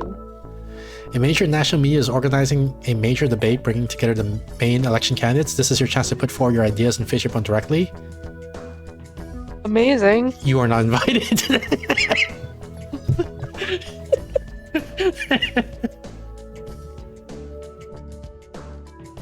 The worst. Oh man. This is your chance. Oop. Dot. Results of the Great Debate. The Great Debate in which you didn't participate was won by Slodgishgosh. You now enjoys the benefit of success. Well, good for her.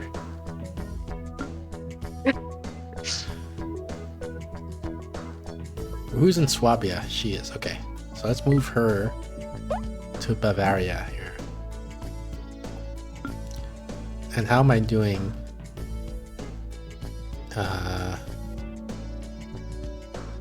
I'm at 6% here. Doing all right with middle class, middle age. Yeah, that's who I was targeting. 94% of them don't want to vote for you, but 54, still. first of all, but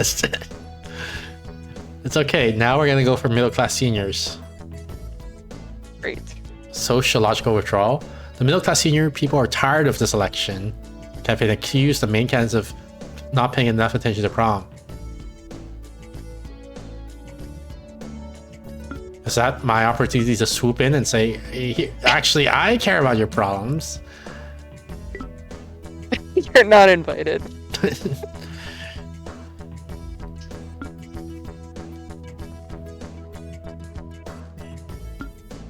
Look, our bar is no longer 0. We're at 2%. Yeah, that's amazing. Who are we stealing votes from? I don't know. Probably negligible, right? Like, none of your people are moving. Right. Working class, middle age. Oh, shudder. The more you come in contact with them, the more uncomfortable you become with the sight and presence of other species, and the more you find yourself trying to avoid them. Keep them away from me. Let's stay rational. I must fight these primitive instincts. Obviously, I must fight these primitive instincts, right? Because our whole point is we're trying to unite the humans and the For aliens. equality, yeah. But I'm starting to run low on political points. I might have to... Was it structure or whatever? So we start building up our points here again.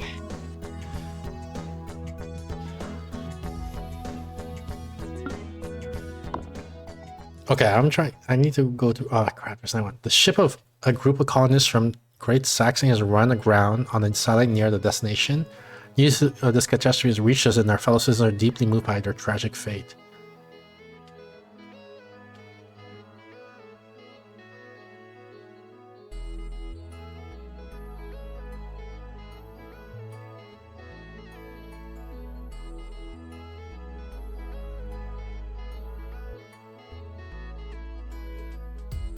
I feel like, because both of these are gonna make me lose local popularity weight.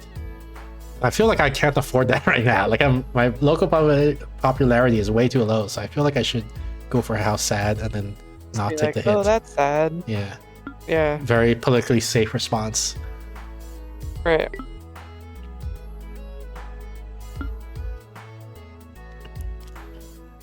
Okay, I need to work towards working class middle age. That's here, I think. I want, like, I got 8% here and 3% here, so I just want to like spread it out and get a little bit of progress in every demographic. And we are just racking up voter points. I think you can hire someone else if you want now. I think I only have 3 hiring slots here.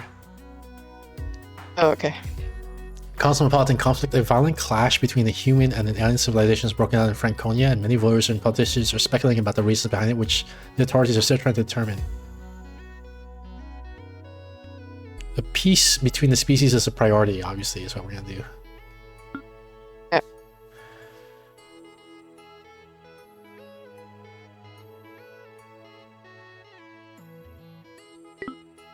Let's get I feel her. like this is a game of attrition. Test subjects. A growing and widespread rumor accuses the Galactic Union of conducting secret experiments on humans who have disappeared on the outskirts of the planet. The Union will reward our silence. These accusations are ridiculous. They're serious. General population minus I guess 8. we go with that one, right? Well, we can just go for... We just stay silent. That's also... We get 50 points, political points. Here we lose general popularity weight.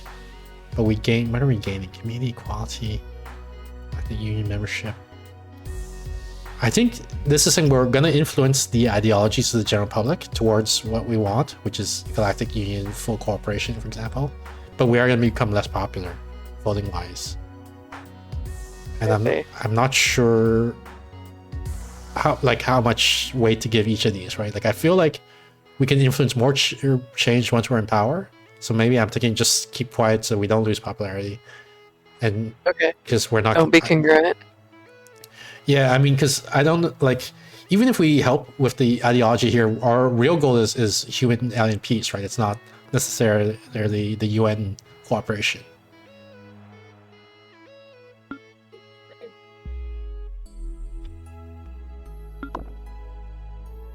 I can move towards middle class youth now.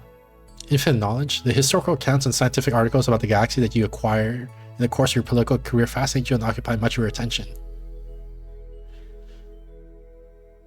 I need to focus on the campaign. Their diplomatic strategies are fascinating. I always need more. Gains straight archivist. What do you think? This one, it seems, all of them seem okay to me. I guess the middle one. Okay. Learn some rhetorical tricks. I wanted middle class youth, was it? I think. Oratorical success. Sonja's recent speech in Great Saxony was particularly well received by the regional population before being widely covered by the national media. She will help build our team. She will spread our ideas. She will talk about my candidacy. Let's rebroadcast her speech.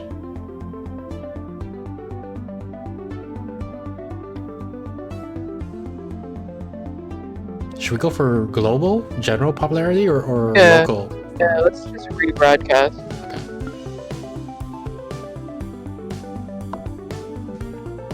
Exotic fortune. Sonja's private spice business quickly prospered and amassed huge sums of money despite popular criticism of some of her dubious business strategies.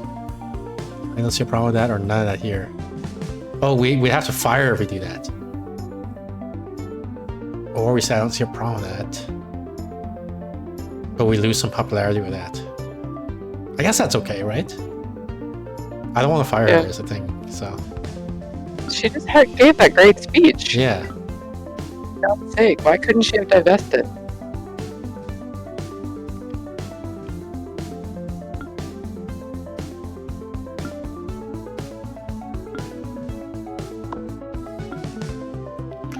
Military marches, I think we've seen this one already. We're just gonna pick this guy again.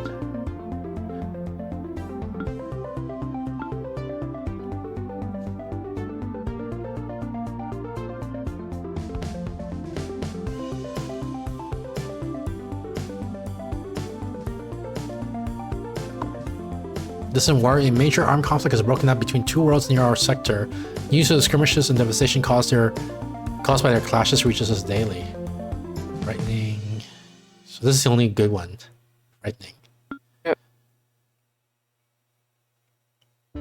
Yeah, saying something is frightening is just always good for your cause.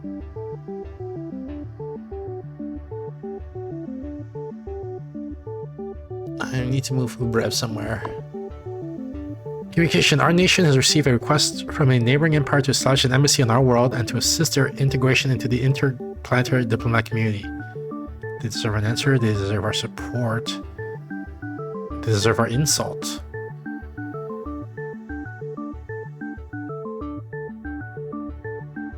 I feel like this one. Because again, like this helps Galactic Union more, but that's not our main goal. So just helping them a little bit is fine. Yeah. Colonial restrictions. The Galactic Union has recently made official its intention to impose future limitations on interplanetary territorial expansion And certain empires are accused of abusing them to the detriment of the geopolitical balance of their sector.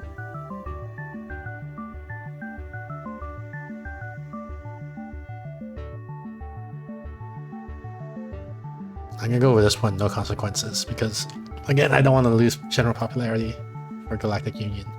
So, if you had a campaign slogan, it would probably be "Who cares?" Who cares? Yes.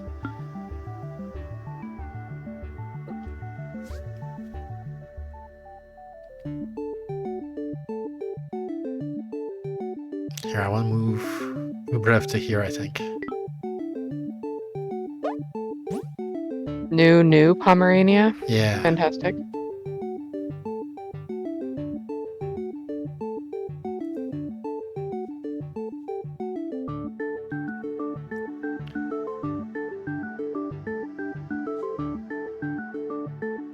Okay, how am I doing on the grid? 17%, so let's go upper class middle age. Upper class middle age. Upper class middle age, here we go. Galactic Cells. A recent decree from the Galactic Union has capped the price of spice throughout their jurisdiction, mechanically lowering the price in our sector. What? A recent decree capped the price of... Oh, okay.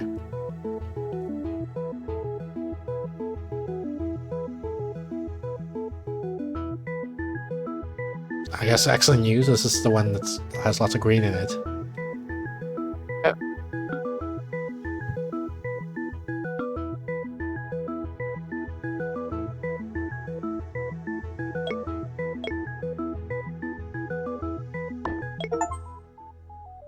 Lose the minor candidate trait. Hey, we're no longer a minor candidate because we have 5% of votes, I guess. Wow.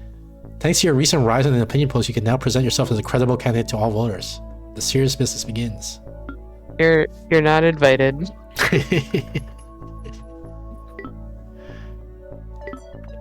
But that's good. That means we are doing the right thing. Like, you know, like we're understanding the mechanics of the game a little bit, I guess. Very slightly. Let's do working class youth. Working class youth. Here we go. Regional withdrawal. Oh, another Berlin domain decided to turn its back.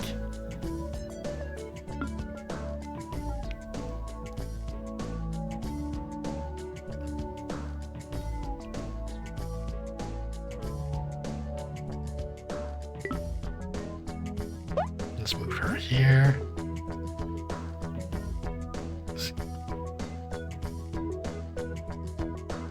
Oh, I'm one of the leading candidates. I'm at 18% here. I'm number 3. Amazing. Candidate. Okay, let's try to get popularity here then, I guess.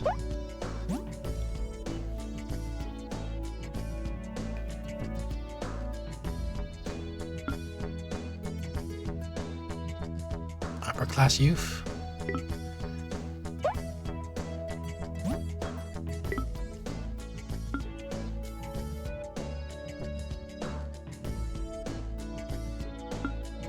And working class seniors.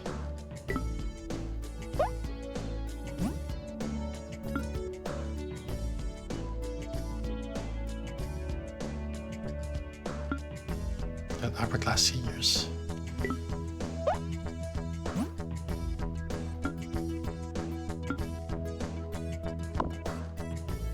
Celestial Drama, the ship of a colonist, run aground. Yeah, I think we've seen this one already. Expansion, local popularity. Yeah, just say how sad.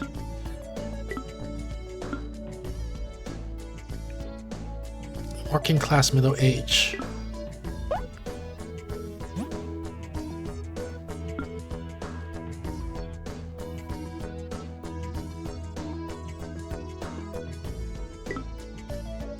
Sorry, crowded there. Let's try to get some popularity here. Fiasco. Sonja Stel's, oh no, clumsy speech in New Westphalia has caused incomprehension among your supporters and ridicule among your political opponents who are now broadcasting it across the country. The false collective. Crap. Local ideology. Her ideas have been misunderstood. The new people of Westphalia have rejected my candidacy. Take full responsibility. Well, let's say the fault is collective, because we have rhetoric points, right? Okay. We have So we're not going to lose too much popularity from that, hopefully. Chef Tribune, although Urbru's oratorical skills can be put to good use, they also distracted people's attention from the candidacy and yourself. Oh, like he's becoming more popular than me?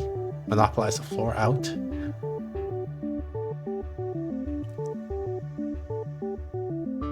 We better rethink how we work, I guess. We have 50 points, so we can do it. Yeah, we can afford it for sure. Let's see this one.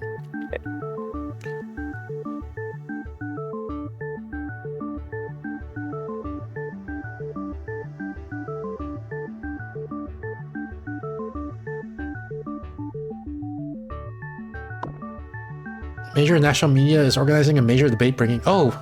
We can take part! Let's do it. Oh god, this is our first debate. I'm nervous! It's mainly working class seniors. Working class seniors, yeah, okay. Speed up debate. Oh gosh, like I mean, okay, so argument 1 probably we want to do, right? Like, we gotta set everything up with argument 1, I guess.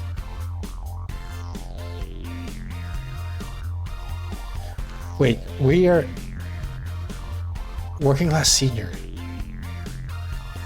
If the audience is working class, yeah, this is what, level 1 to 3 plus 1, right? Wait, no, maybe not yet. Maybe we need...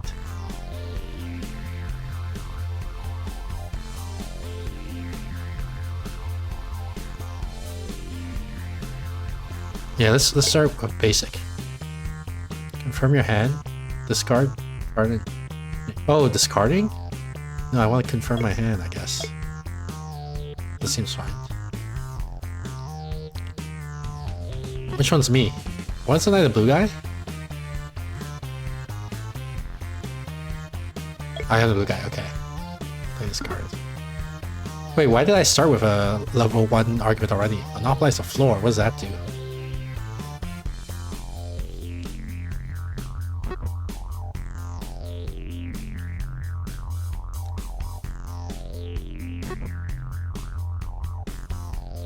Why is this stuff weak?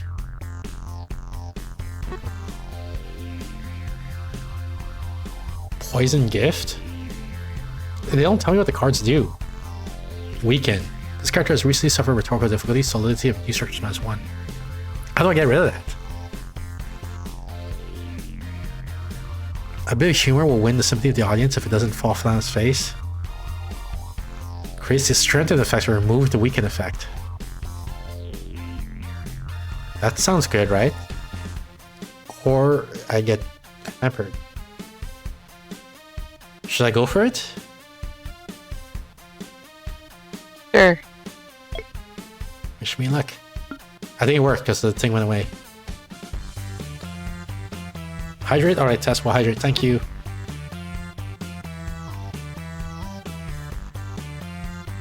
Thank you for the hydrate.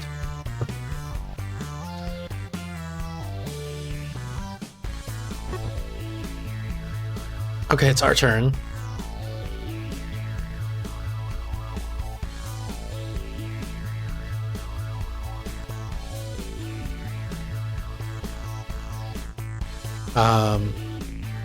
Let's do a level 2 argument, I guess. Build up on our foundation that we've got going on here.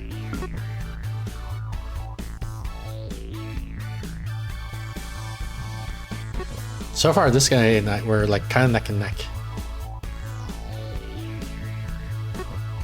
Oh, he's got a level 3 argument already? Gosh darn. Oh, nice. He contradicted this guy. Now his level 2 is going to collapse, I think. Yeah. It's my turn.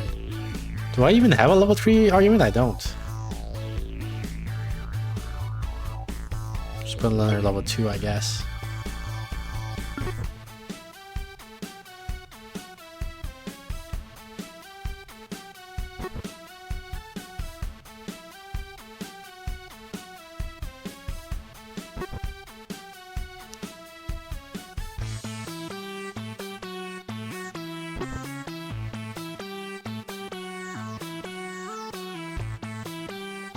Okay, I see. Level 1 arguments are worth 1 point, and level 2 arguments are worth 2 points.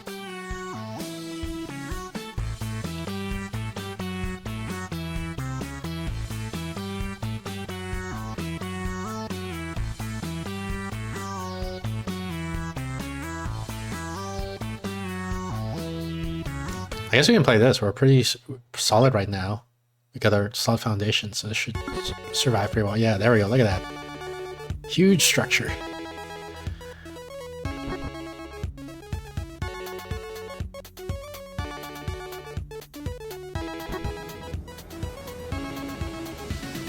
This guy's playing it very safe and very wide. And oh, this person we can attack now. Actually, this person we should probably attack because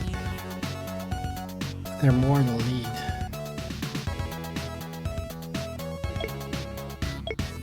Yeah, let's say there's a problem with this guy's argument. Oh wait, how come it didn't take? Oh. Wait, I have to destroy the entire foundation? I thought if I just destroyed the one, like beneath it, this thing would collapse down. Oh, so my friend took my other opponent, I guess, took care of it for me.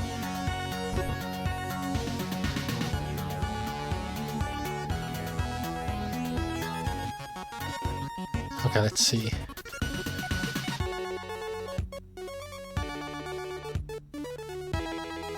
I still feel pretty good about my state, so we can use this one.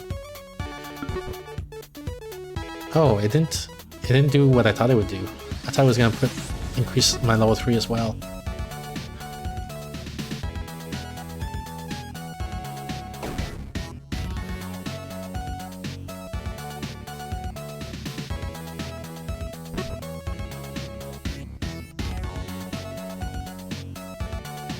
I only have level 1 arguments now. I guess I'll just play them. No other oh, I maxed out that one. Okay, so I gotta play a level 2 argument. I get a level 2 contradiction, I mean. Guess I'll play on this person.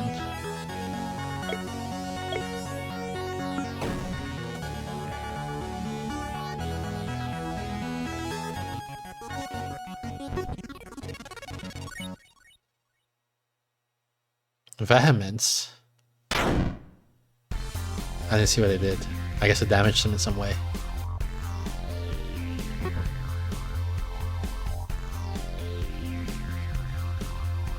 Can I draw a card?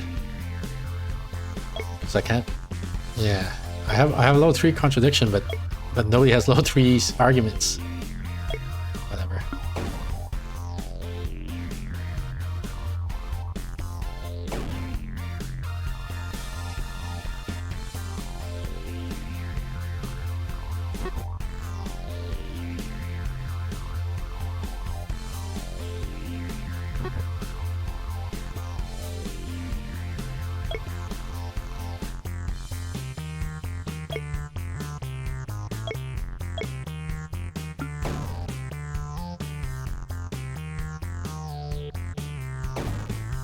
Come on.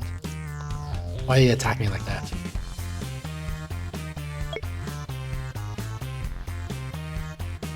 Round 2 spices. I guess these are topics. Oh! I used up all my cards. Wait, or do I draw new cards? Oh, I draw new cards.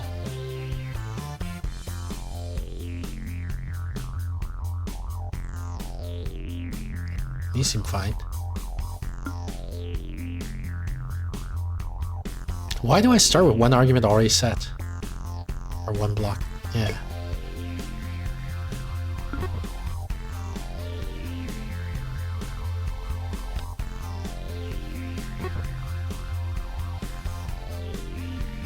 Complement? What is that? Strengthen. This character is in a strong position. All new structures are multiplied by 2. That sounds bad. Boss friend. This character is untouchable due to a recent kind demeanor. Immune to all offensive cards.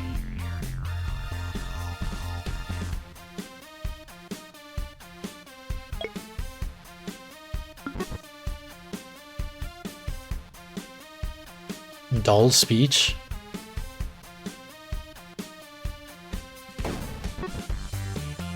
Sleepy. Contest skip turns for duration. What? I skipped 3 turns? That is crazy.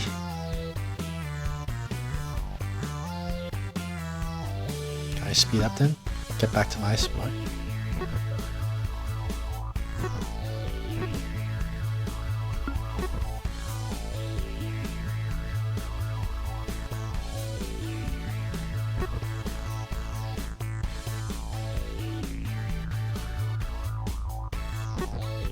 guess I better start doing some argument 2s here.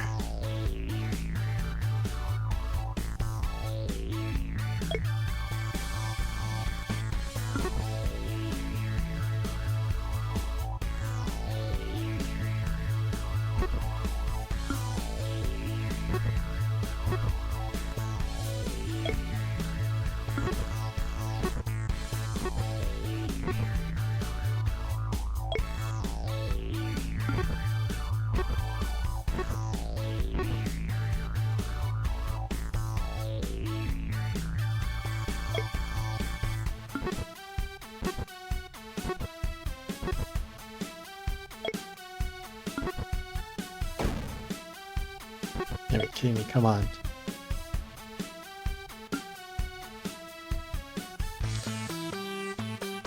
What's this? Rhetorical device? Rhetorical device that can work to your advantage or against you.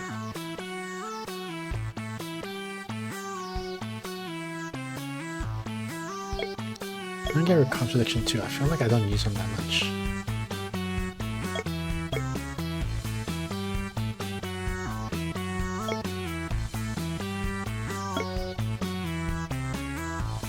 Target the upper class.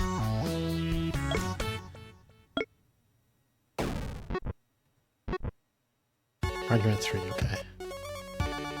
I don't have upper class though here, right? This is working class, yeah.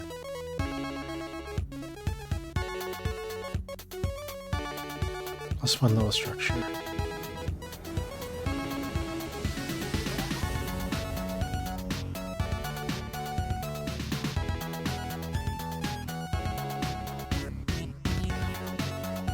Alright, let's try it.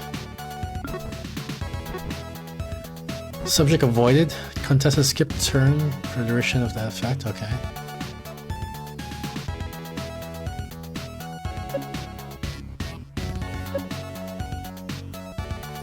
Let's see. Short rhetorical device. Nice, it worked. Let's try argument 2. Argument 3.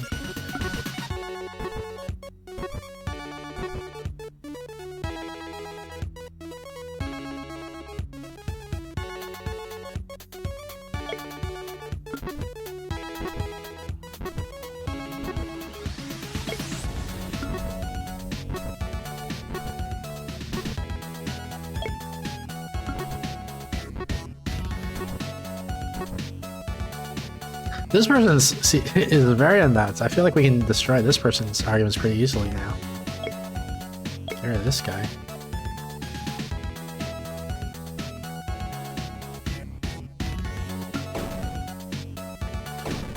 Yep, his whole argument collapsed because he is depending on so little ground.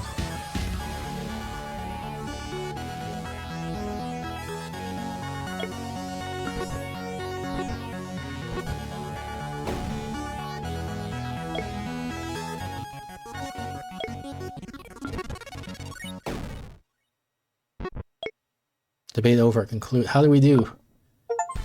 The national debate resulted in your victory, according to majority of political commentators. Perfect.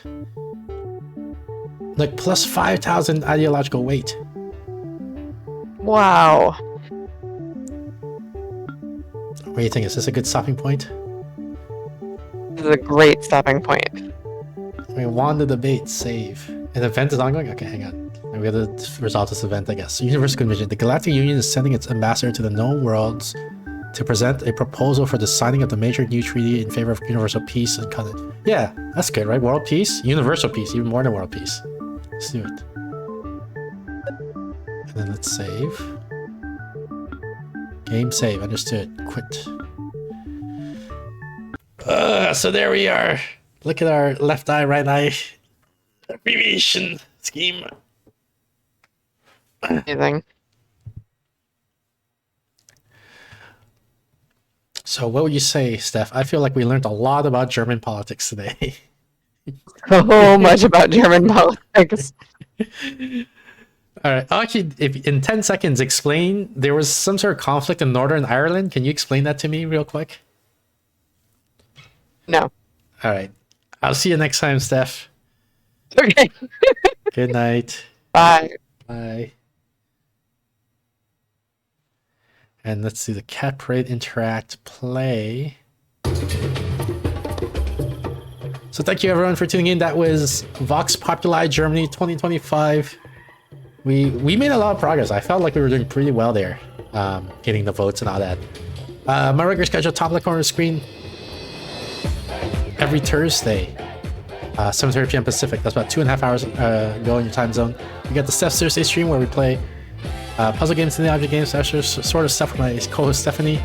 Every Saturday, 6 p.m. Pacific. That's about 4 hours ago in your time zone. We have the solo Saturday stream where I play random games from my review queue.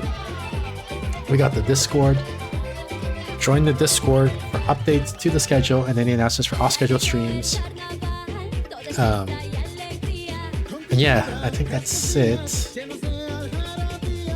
Tomorrow we are playing Date Z with Magical Fauna. Saturday we're playing Los Piñeros. And then Saturday evening I'll post the update schedule for the next week. And yeah, so I think that's it. Thanks again everyone for tuning in. I'll let you guys enjoy the rest of the Cat Parade while I look for something to raid.